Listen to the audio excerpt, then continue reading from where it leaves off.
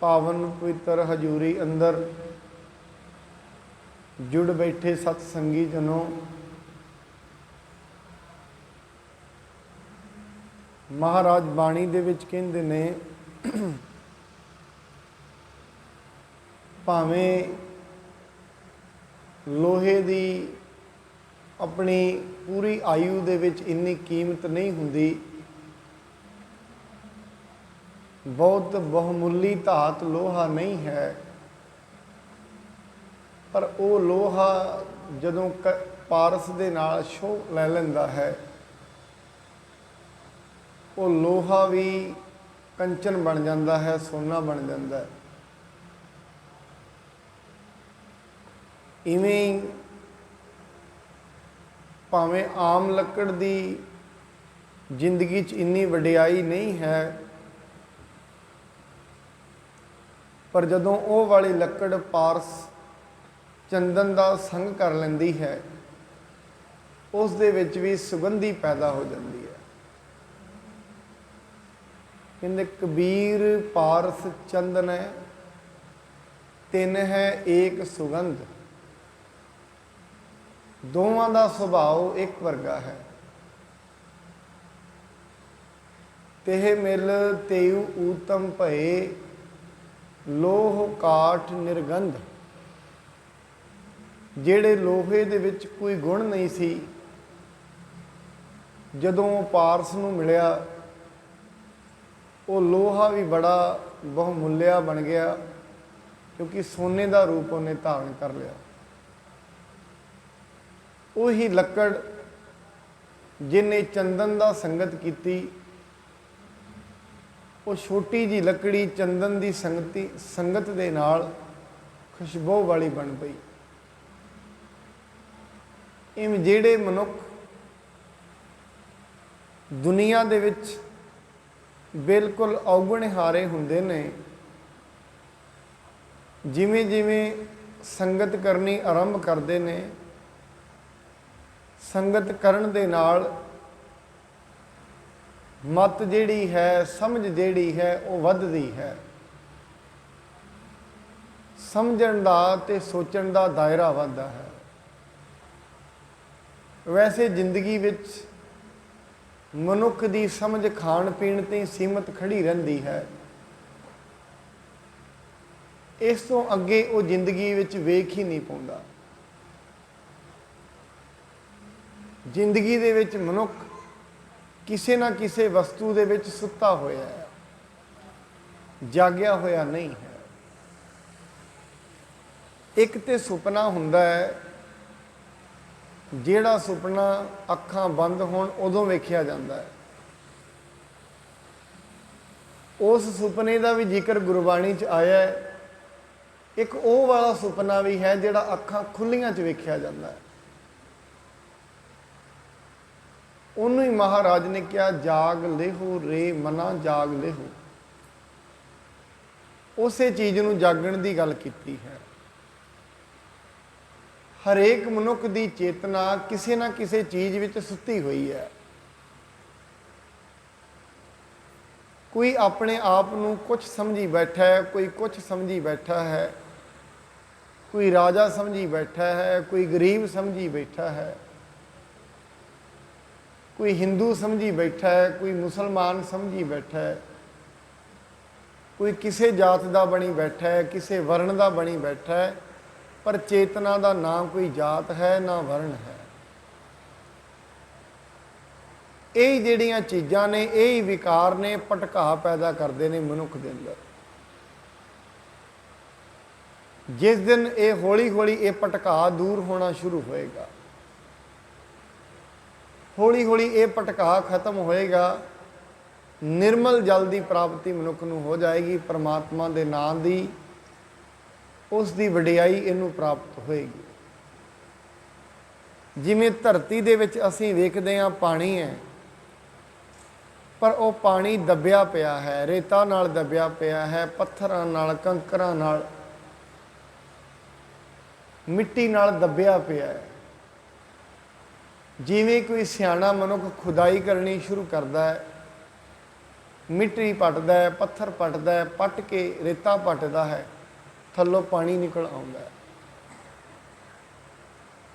ਜਦੋਂ ਮਨੁੱਖ ਪਰਮਾਤਮਾ ਦੀ ਬੰਦਗੀ ਕਰਦਾ ਹੈ, ਆਪਣੇ ਅੰਦਰ ਦੇ ਵਿਕਾਰਾਂ ਨੂੰ, ਭਟਕਾਵਾਂ ਨੂੰ ਕੱਟਣਾ ਸ਼ੁਰੂ ਕਰਦਾ ਹੈ। ਅੱਜ ਕੁਛ ਸੁਰਤ ਹੋ ਜਾਏਗੀ, ਕੱਲ ਨੂੰ ਕੁਛ ਹੋ ਜਾਏਗੀ, ਰੋਜ਼ ਰੋਜ਼ ਬਦਲਣਾ ਸ਼ੁਰੂ ਹੋ ਜਾਏਗਾ। ਔਰ ਬਦਲਾਅ ਆਉਣਾ ਹੈ ਸਿਰਫ ਤੇ ਸਿਰਫ ਬੰਦਗੀ ਦੇ ਨਾਲ, ਉਵੇਂ ਬਦਲਾਅ ਆਉਣਾ ਵੀ ਨਹੀਂ। ਬਦਲਾਅ ਆਉਣਾ ਹੈ ਉਹਦੇ ਨਾਮ ਦੇ ਵਿੱਚੋਂ, ਉਹਦੇ ਨਾਮ ਦੀ ਬਰਕਤ ਦੇ ਵਿੱਚੋਂ, ਉਵੇਂ ਨਹੀਂ ਆਉਣਾ। ਨਹੀਂ, ਮਨੁੱਖ ਸਾਰੀ ਉਮਰ ਕੱਢ ਦਿੰਦਾ ਹੈ, ਸਾਰੀ ਉਮਰ ਖਾਣ ਪੀਣ ਤੇ ਸੌਣ ਵਿੱਚ ਹੀ ਕੱਢ ਦਿੰਦਾ ਹੈ, ਔਰ ਅੰਤ ਨੂੰ ਇਸ ਦੁਨੀਆ ਤੋਂ ਖਾਲੀ ਹੱਥੀ ਚਲਾ ਜਾਂਦਾ ਹੈ। ਜੈਸਾ ਆਇਆ ਸੀ ਵੈਸਾ ਹੀ ਚਲਾ ਗਿਆ, ਕੋਈ ਬਦਲਿਆ ਨਹੀਂ। ਪਰਮਾਤਮਾ ਦੀ ਬੰਦਗੀ ਕਰਨ ਲਈ ਆਇਆ ਸੀ, ਆਪਣੇ ਆਪ ਦੇ ਭੁਲੇਖੇ ਕੱਢਣ ਲਈ ਆਇਆ ਸੀ, ਭਰਮ ਕੱਢਣ ਲਈ ਆਇਆ ਸੀ। ਪਰਮਾਤਮਾ ਤੋਂ ਸਖਣਾ ਹੀ ਦੁਨੀਆ ਤੋਂ ਚਲਾ ਗਿਆ। ਸਾਹਿਬ ਜੀ ਕਹਿੰਦੇ ਨੇ ਉੱਤਮ ਬਣ ਜਾਏਗਾ, ਉੱਤਮ ਪਦਵੀ ਦੀ ਪ੍ਰਾਪਤ ਵੀ ਹੋ ਜਾਏਗੀ। ਕਿਵੇਂ ਹੋਏਗੀ? ਸੰਗਤ ਦੇ ਨਾਲ, ਸੰਗਤ ਤੋਂ ਬਿਨਾ ਨਹੀਂ। ਸਾਹਿਬ ਜੀ ਕਹਿੰਦੇ ਨੇ ਸੰਗਤ ਦਾ ਏਡਾ ਵੱਡਾ ਮਹਾਤਮ ਹੈ। ਸੰਗਤ ਮਨੁੱਖ ਨੂੰ ਬੜੀ ਵੱਡੀਆਂ ਉਪਾਧੀਆਂ ਦੀ ਪ੍ਰਾਪਤੀ ਕਰਾ ਦਿੰਦੀ ਹੈ। ਇਸ ਕਰਕੇ ਸਤਿਗੁਰੂ ਜੀ ਮਹਾਰਾਜ ਇਹ ਕਹਿੰਦੇ ਨੇ, हे ਗੁਰਸਿੱਖੋ, ਜੇ ਦੁਨੀਆ ਵਿੱਚ ਕੁਝ ਕਰਨਾ ਹੈ ਤੇ ਸੰਗਤ ਕਰੋ। ਹੋਏ ਇਕੱਤਰ ਮਿਲੋ ਮੇਰੇ ਭਾਈ, ਦੁਬਿਧਾ ਦੂਰ ਕਰੋ ਲਿਵ ਲਾਈ। ਹਰ ਨਾਮੇ ਕੇ ਹੋਵੋ ਜੋੜੀ, ਗੁਰਮੁਖ ਬੈਸੋ ਸਫਾ ਵਿਛਾਏ। ਆਪਸ ਦੇ ਵਿੱਚ ਮਿਲ ਜੁਲ ਕੇ ਪਰਮਾਤਮਾ ਦੀ ਵਿਚਾਰ ਕਰੋ, ਰੱਬੀ ਵਿਚਾਰ ਕਰੋ, ਔਰ ਇਹ ਜਾਣਨ ਦੀ ਕੋਸ਼ਿਸ਼ ਕਰੋ ਅਸੀਂ ਕੌਣ ਹਾਂ। ਜੋ ਕੁਛ ਅਸੀਂ ਆਪਣੇ ਆਪ ਨੂੰ ਸਮਝੀ ਬੈਠੇ ਹਾਂ ਉਹ ਨਹੀਂ ਹਾਂ। ਜੋ ਕੁਛ ਮਨੁੱਖ ਹੈ ਇਸ ਨੇ ਜਾਣਿਆ ਹੀ ਨਹੀਂ ਹੈ। ਆਤਮਿਕ ਤਲ ਦੀ ਖੋਜ ਕੋਈ ਵਿਰਲਾ ਮਨੁੱਖ ਕਰਦਾ ਹੈ, ਕੋਈ ਖੁਜਾਰਥੀ ਹੁੰਦਾ ਹੈ, ਕੋਈ ਮੁਤਲਾਸ਼ੀ ਹੁੰਦਾ ਹੈ, ਜਗਿਆਸੂ ਕੋਈ ਹੁੰਦਾ ਹੈ। ਇੱਕ ਸੁਪਨਾ ਤੇ ਉਹ ਹੈ ਜਿਹੜਾ ਸੁੱਤਿਆਂ ਵੇਖਿਆ ਜਾਂਦਾ ਹੈ। ਰਾਤ ਨੂੰ ਸੌਂਦਿਆਂ ਹੀ ਕੋਈ ਪ੍ਰਧਾਨ ਮੰਤਰੀ ਬਣ ਜਾਏ, ਸੁਪਨੇ ਵਿੱਚ ਬੜਾ ਖੁਸ਼ ਹੁੰਦਾ ਹੈ, ਮੈਂ ਪ੍ਰਧਾਨ ਮੰਤਰੀ ਬਣ ਗਿਆ ਹਾਂ। ਸਵੇਰੇ ਜਦੋਂ ਜਾਗਰਤ ਅਵਸਥਾ ਆਉਂਦੀ ਹੈ, ਅੱਖਾਂ ਖੁੱਲ੍ਹਦੀਆਂ ਨੇ, ਪਤਾ ਲੱਗਦਾ ਨਹੀਂ ਇਹ ਝੂਠ ਸੀ, ਮੈਂ ਤੇ ਉਹੀ ਹਾਂ ਜੋ ਰਾਤ ਨੂੰ ਲੰਮਾ ਪਿਆ ਸੀ, ਵਿੱਚ ਸੁਪਨਾ ਆ ਗਿਆ, ਇਹ ਝੂਠ ਸੀ। ਇਵੇਂ ਮਨੁੱਖ ਦੁਨੀਆ ਦੇ ਵਿੱਚ ਜਦੋਂ ਆਇਆ ਹੈ, ਉਸ ਦੇ ਆਉਂਦਿਆਂ ਹੀ ਇਹ ਸੁਪਨੇ ਵਿੱਚ ਪਿਆ ਹੋਇਆ ਹੈ। ਇਹਨੂੰ ਸਾਹਿਬ ਜੀ ਕਹਿੰਦੇ ਨੇ, ਲਿਵ ਛੁੜਕੀ ਲੱਗੀ ਤ੍ਰਿਸ਼ਨਾ, ਮਾਇਆ ਅਮਰ ਵਰਤਾਇਆ। ਸਾਚੀ ਲਿਵਿਆ ਬਿਨ ਦੇਹ ਨਿਮਾਣੀ, ਦੇਹ ਨਿਮਾਣੀ ਲਿਵਿਆ ਬਾਜੋ। ਕਿਆ ਕਰੇ ਵਿਚਾਰੀਆ, ਉਹਦੀ ਲਿਵ ਜਿਵੇਂ ਟੁੱਟੀ ਹੈ। ਮਨੁੱਖ ਦੀ ਜ਼ਿੰਦਗੀ ਸੁਪਨੇ ਦੇ ਵਿੱਚ ਸ਼ੁਰੂ ਹੋ ਗਈ ਹੈ। ਇਹ ਸੁਪਨਾ ਹੀ ਹੈ ਜੋ ਅਸੀਂ ਸਮਝ ਬੈਠੇ ਹਾਂ। ਆਪਣੇ ਆਪ ਨੂੰ ਜੋ ਸਮਝ ਰਹੇ ਹਾਂ, ਇਹ ਸੁਪਨੇ ਵਿੱਚ ਹੀ ਸਭ ਕੁਝ ਜਾ ਰਿਹਾ ਹੈ। ਸਰਫੈ ਸਦਾ ਸਦਾ ਐਵੇਂ ਗਈ ਵਿਹਾਏ। ਬਚਪਨ ਤੋਂ ਲੈ ਕੇ ਜਵਾਨੀ, ਜਵਾਨੀ ਤੋਂ ਬੁਢੇਪੇ ਤਾਈਂ ਆਪਣੇ ਆਪ ਦਾ ਸੁਪਨਾ ਪੱਕਾ ਹੀ ਹੋਇਆ, ਟੁੱਟਿਆ ਨਹੀਂ ਹੈ, ਨਾ ਤੋੜਨ ਦਾ ਕਦੀ ਯਤਨ ਨਹੀਂ ਕੀਤਾ। ਇਹ ਜੋ ਸੁਪਨਾ ਜਿਹਨੂੰ ਅਸੀਂ ਸੱਚ ਸਮਝ ਬੈਠੇ ਹਾਂ, ਬਾਣੀ ਕਹਿੰਦੀ ਦ੍ਰਿੜ ਕਰ ਮਾਨੈ ਮਨ ਹੈ ਪ੍ਰਤੀਤ, ਕਾਲ ਨਾ ਆਵੈ ਮੂੜੇ ਚੀ। ਇਸ ਨੂੰ ਰੱਬ ਚੇਤੇ ਨਹੀਂ ਆ ਰਿਹਾ। ਕਾਰਨ ਕੀ ਹੈ? ਇਸ ਨੂੰ ਆਪਣਾ ਘਟਾ ਪਤਾ ਨਹੀਂ ਲੱਗਾ, ਇਹ ਘਟ ਰਿਹਾ ਹੈ, ਇਹ ਨਹੀਂ ਇਹਨੂੰ ਪਤਾ ਲੱਗਾ। ਜਿਸ ਦਿਨ ਮਨੁੱਖ ਨੂੰ ਇਹ ਗਿਆਨ ਹੋ ਜਾਏਗਾ ਇਹ ਘਟ ਰਿਹਾ ਹੈ, ਉਸੇ ਦਿਨ ਪਰਮਾਤਮਾ ਨਾਲ ਜੁੜੇਗਾ। ਉਸੇ ਦਿਨ, ਇੱਕ ਮਿੰਟ ਤੋਂ ਪਹਿਲਾਂ ਜੁੜ ਜਾਏਗਾ। ਸਭ ਤੋਂ ਪਹਿਲਾਂ ਇਹ ਸਮਝ ਆਉਣੀ ਜ਼ਰੂਰੀ ਹੈ, ਜੋ ਕੁਝ ਵੇਖ ਰਹੇ ਹਾਂ ਇਹ ਸੁਪਨਾ ਹੈ। ਸੁਪਨੇ ਜਿਉਂ ਸੰਸਾਰ, ਮਹਾਰਾਜ ਕਹਿੰਦੇ ਨੇ ਸੁਪਨੇ ਤੋਂ ਵੱਧ ਕੁਝ ਵੀ ਨਹੀਂ ਹੈ। ਇਹ ਸੁਪਨਾ ਵੈਸੇ ਤੇ ਜਿੱਦਣ ਜੀਵਨ ਜਾਏਗਾ ਉਦਣ ਟੁੱਟ ਹੀ ਜਾਣਾ ਹੈ, ਪਰ ਸਾਹਿਬ ਜੀ ਕਹਿੰਦੇ ਇਹ ਨਾ ਹੋਏ, ਜੀਵਨ ਪਹਿਲਾਂ ਚਲਾ ਜਾਏ, ਸੁਪਨਾ ਫਿਰ ਵੀ ਨਾ ਟੁੱਟੇ। ਸੁਪਨਾ ਪਹਿਲਾਂ ਟੁੱਟ ਜਾਣਾ ਚਾਹੀਦਾ ਹੈ, ਮਨ ਪਹਿਲਾਂ ਜਾਗ ਜਾਏ। ਇਸ ਕਰਕੇ ਇਹ ਦੁਨੀਆ ਦੇ ਉੱਤੇ ਵੇਖਣ ਲਈ ਆਇਆ, ਬਣਨ ਲਈ ਨਹੀਂ ਆਇਆ। ਇੱਥੇ ਅਸੀਂ ਕੁਝ ਬਣਨ ਲਈ ਨਹੀਂ ਆਏ ਹਾਂ, ਵੇਖਣ ਲਈ ਆਏ ਹਾਂ, ਹੋਣ ਲਈ ਆਏ ਹਾਂ। ਇਹਨੂੰ ਗੁਰੂ ਗੋਬਿੰਦ ਸਿੰਘ ਮਹਾਰਾਜ ਕਹਿੰਦੇ, ਦੇਖਣ ਆਇਓ ਜਗਤ ਤਮਾਸ਼ਾ। ਪਰ ਮਨੁੱਖ ਅਗਿਆਨਤਾ ਦੇ ਵਿੱਚ ਇਸ ਤਮਾਸ਼ੇ ਨੂੰ ਸੱਚ ਸਮਝ ਬੈਠਾ ਹੈ। ਤਮਾਸ਼ਾ ਅਸਲ ਦੇ ਵਿੱਚ ਸੱਚ ਨਹੀਂ ਹੁੰਦਾ, ਝੂਠ ਹੁੰਦਾ ਹੈ, ਪਰ ਕੋਈ ਤਮਾਸ਼ੇ ਨੂੰ ਸੱਚ ਸਮਝ ਬੈਠੇ, ਇਹ ਸਭ ਤੋਂ ਵੱਡੀ ਅਗਿਆਨਤਾ ਹੈ। ਇਹ ਜੋ ਤਮਾਸ਼ਾ ਹੈ, ਕੋਈ ਪੁੱਤਰ ਬਣੀ ਬੈਠਾ ਹੈ, ਕੋਈ ਧੀ ਬਣੀ ਬੈਠਾ ਹੈ, ਕੋਈ ਪਿਓ ਬਣਿਆ ਬੈਠਾ ਹੈ, ਕੋਈ ਮਾਂ ਬਣੀ ਬੈਠੀ ਹੈ, ਇਹ ਸਭ ਦਾ ਸਭ ਇੱਕ ਤਮਾਸ਼ੇ ਦੇ ਹਿੱਸੇ ਨੇ, ਹੋਰ ਕੁਝ ਵੀ ਨਹੀਂ ਹੈ। ਇਹ ਤਮਾਸ਼ਾ ਵੈਸੇ ਤੇ ਟੁੱਟ ਹੀ ਜਾਣਾ ਹੈ, ਜਿੱਦਣ ਸਵਾਸਾਂ ਦੀ ਡੋਰੀ ਖਿੱਚੀ ਜਾਣੀ ਹੈ, ਉਦਣ ਇਹਨੂੰ ਪਤਾ ਲੱਗ ਜਾਣਾ ਜੋ ਕੁਝ ਮੈਂ ਕਰ ਰਿਹਾ ਸੀ ਉਹ ਝੂਠ ਸੀ, ਇਹ ਸੁਪਨਾ ਟੁੱਟ ਜਾਏਗਾ। ਪਰ ਇਹ ਸੁਪਨਾ ਹੁਣ ਵੀ ਟੁੱਟ ਸਕਦਾ ਹੈ। ਕਿਵੇਂ? ਜਿਸ ਦਿਨ ਅੰਦਰ ਆਤਮ ਪ੍ਰਕਾਸ਼ ਹੋ ਗਿਆ। ਜਿਸ ਦਿਨ ਆਤਮ ਪ੍ਰਕਾਸ਼ ਹੋਏਗਾ ਉਸੇ ਦਿਨ ਇਹ ਸੁਪਨਾ ਟੁੱਟ ਜਾਏਗਾ, ਸੱਚਾਈ ਸਮਝ ਆ ਜਾਏਗੀ। ਇਸ ਦੇ ਲਈ ਸਭ ਤੋਂ ਜ਼ਰੂਰੀ ਤੇ ਸਹਾਈ ਤੱਤ ਹੈ ਸਤ ਸੰਗਤ। ਅਸੀਂ ਮਹਾਰਾਜ ਸਾਹਿਬ ਜੀ ਕਹਿੰਦੇ ਨੇ, ਜਿਹੜੇ ਸੰਗਤ ਵਿੱਚ ਹੀ ਨਹੀਂ ਆਉਂਦੇ, ਪਰਮਾਤਮਾ ਨੇ ਜਿਨ੍ਹਾਂ ਤੇ ਇੰਨੀ ਬਖਸ਼ਿਸ਼ ਨਹੀਂ ਕੀਤੀ, ਉਹ ਸੰਗਤ ਵਿੱਚ ਹੀ ਨਹੀਂ ਆ ਸਕੇ। ਕਹਿੰਦੇ ਮੈਂ ਤੇ ਇਹ ਸਮਝਦਾ ਕਿਵੇਂ ਉਹ ਜ਼ਿੰਦਗੀ ਜੀ ਰਹੇ ਹੋਣਗੇ। ਹਮੇਸ਼ਾ ਤਪਦੇ ਰਹਿੰਦੇ ਹੋਣਗੇ, ਈਰਖਾ ਦੀ ਅੱਗ ਵਿੱਚ, ਲੋਭ ਦੀ ਅਗਨੀ ਵਿੱਚ, ਹੰਕਾਰ ਦੀ ਅਗਨੀ ਵਿੱਚ ਸੜ ਰਹੇ ਨੇ। ਜ਼ਿੰਦਗੀ ਵਿਅਰਥ ਜਾ ਰਹੀ ਹੈ ਹੰਕਾਰ ਤੇ ਈਰਖਾ ਦੀ ਅਗਨੀ ਵਿੱਚ। ਸੋ ਸਤਿਗੁਰੂ ਜੀ ਮਹਾਰਾਜ ਕਿਰਪਾ ਕਰਨ, ਕੱਲ੍ਹ ਜਿੱਥੇ ਅਸੀਂ ਕਥਾ ਆਰੰਭ ਛੱਡੀ ਸੀ ਉੱਥੋਂ ਹੀ ਅੱਗੇ ਆਰੰਭ ਕਰਦੇ ਹਾਂ। ਉਹ ਪਿੰਗਲਾ ਤੇ ਰਜਨੀ ਗੁਰੂ ਸਾਹਿਬ ਮਹਾਰਾਜ ਜੀ ਦੇ ਕੋਲ ਆਉਂਦੇ ਨੇ। ਗੁਰੂ ਅਰਜਨ ਸਾਹਿਬ ਮਹਾਰਾਜ ਜੀ ਨੂੰ ਪੁੱਛਣ ਲਈ ਆਏ ਨੇ, ਇਹ ਮੇਰਾ ਪਤੀ ਹੈ ਜਾਂ ਨਹੀਂ ਹੈ, ਕਿਉਂ ਉਹਦਾ ਰੋਗ ਠੀਕ ਹੋਇਆ ਹੈ। ਹੁਣ ਰੋਗੀ ਦਾ ਰੋਗ ਠੀਕ ਹੋਇਆ, ਉਹਨੂੰ ਇਹ ਸਮਝ ਨਹੀਂ ਆ ਰਹੀ। ਆਓ ਹੁਣ ਜਿਵੇਂ ਅੱਗੇ ਕਥਾ ਚੱਲਦੀ ਹੈ, ਬੜੇ ਪਿਆਰ ਤੇ ਸਤਿਕਾਰ ਨਾਲ ਸਰਵਣ ਕਰੀਏ। ਆਰੰਭ ਕਰਨ ਤੋਂ ਪਹਿਲਾਂ ਸਤਿਗੁਰੂ ਜੀ ਵੱਲੋਂ ਬਖਸ਼ੇ ਪਾਵਨ ਗੁਰਮੰਤਰ ਨਾਲ ਸਾਂਝ ਪਾਈਏ। ਸਤਨਾਮ ਸ਼੍ਰੀ ਵਾਹਿਗੁਰੂ ਸਾਹਿਬ ਜੀ। ਸਤਨਾਮ ਸ਼੍ਰੀ ਵਾਹਿਗੁਰੂ ਸਾਹਿਬ ਜੀ। ਬਿਨਾ ਕੁਸ਼ਟ ਕਰ ਪਗ ਜੁਤ ਸਾਰਿਓ, ਆਏ ਕਹਾਂ ਇਹੋ ਪੁਰਖ ਨਿਹਾਰਿਓ।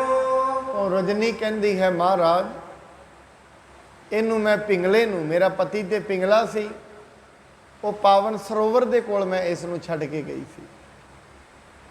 ਉੱਥੇ ਛੱਡ ਕੇ ਗਈ ਸੀ, ਪਰ ਜਿਵੇਂ ਵੇਖਿਆ ਹੈ ਮੇਰੇ ਆਉਂਦਿਆਂ ਨੂੰ ਇੱਥੇ ਠੀਕ ਬੈਠਾ, ਪਿੰਗਲਾ ਤੇ ਰਿਹਾ ਹੀ ਨਹੀਂ। ਮੈਂ ਇਸ ਪੁਰਸ਼ ਨੂੰ ਉੱਥੇ ਲੰਮਾ ਪਿਆ ਹੋਇਆ ਵੇਖਿਆ ਹੈ। ਮੁਝ ਮਨ ਮਹਿ ਨਹਿ ਨਿਸ਼ਚੈ ਹੋਆ, ਕਿਸ ਪ੍ਰਕਾਰ ਭਾ ਨਵਾਂ ਨਰੋਵਾ। ਇਸ ਕਰਕੇ ਮੇਰੇ ਮਨ ਦੇ ਵਿੱਚ ਇਹ ਨਿਸ਼ਚਾ ਨਹੀਂ ਹੋਇਆ, ਇਹ ਮੇਰਾ ਪਤੀ ਕਿਵੇਂ ਹੋ ਸਕਦਾ ਹੈ, ਕਿਉਂਕਿ ਇਹ ਤੇ ਠੀਕ ਹੋ ਗਿਆ, ਇਸ ਦੀ ਬਿਮਾਰੀ ਠੀਕ ਹੋ ਗਈ ਹੈ। ਔਰ ਇਹ ਕੋਈ ਅਚਰਜ ਦੀ ਗੱਲ ਨਹੀਂ ਹੈ। ਅੱਜ ਵੀ ਬੜੇ ਲੋਕ ਨੇ, ਪਰਮਾਤਮਾ ਜਦੋਂ ਆਪਣੀ ਦ੍ਰਿਸ਼ਟੀ ਤੇ ਆਉਂਦਾ ਹੈ, ਕਿਸੇ ਨੂੰ ਕੁਝ ਵੀ ਉਹ ਬਖਸ਼ ਸਕਦਾ ਹੈ, ਕਿਵੇਂ ਵੀ ਬਖਸ਼ ਸਕਦਾ ਹੈ, ਵੀ ਉਹਦੀ ਮਰਜ਼ੀ ਹੈ। ਤਾਂ ਹੀ ਸਾਹਿਬ ਜੀ ਕਹਿੰਦੇ ਨੇ, ਪਰਮਾਤਮਾ ਦਾ ਹੁਕਮ ਹੀ ਐਸਾ ਹੈ, ਉਹ ਸਾਡੀ ਬੁੱਧੀ ਦੀ ਸਮਝ ਤੋਂ ਬਾਹਰ ਦੀ ਚੀਜ਼ ਹੈ। ਮਨੁੱਖ ਦੀ ਜਿਹੜੀ ਬੁੱਧੀ ਹੈ ਉਹ ਬੜੀ ਛੋਟੀ ਹੈ, ਇਸ ਦੀ ਸਮਝ ਬੜੀ ਛੋਟੀ ਹੈ, ਪਰਮਾਤਮਾ ਦੀ ਬਖਸ਼ਿਸ਼ ਬੜੀ ਵੱਡੀ ਹੈ। ਬਾਣੀ ਤੇ ਇਹ ਕਹਿੰਦੀ ਹੈ, ਆਪਾਂ ਇਹ ਕਹਿੰਦੇ ਹਾਂ ਮਰਿਆ ਹੋਇਆ ਜੀ ਨਹੀਂ ਸਕਦਾ। ਬਾਣੀ ਕਹਿੰਦੀ ਐਸਾ ਨਹੀਂ ਹੈ। ਜੇ ਪਰਮਾਤਮਾ ਨੂੰ ਚੰਗਾ ਲੱਗੇ ਤੇ ਉਹ ਬਿਨਾਂ ਸਾਹਾਂ ਤੋਂ ਜੀਵਿਤ ਵੀ ਰੱਖ ਸਕਦਾ ਹੈ, ਐਸਾ ਵੀ ਹੈ। ਪ੍ਰਭ ਭਾਵੈ ਬਿਨ ਸਾਸ ਤੇ ਰੱਖੈ।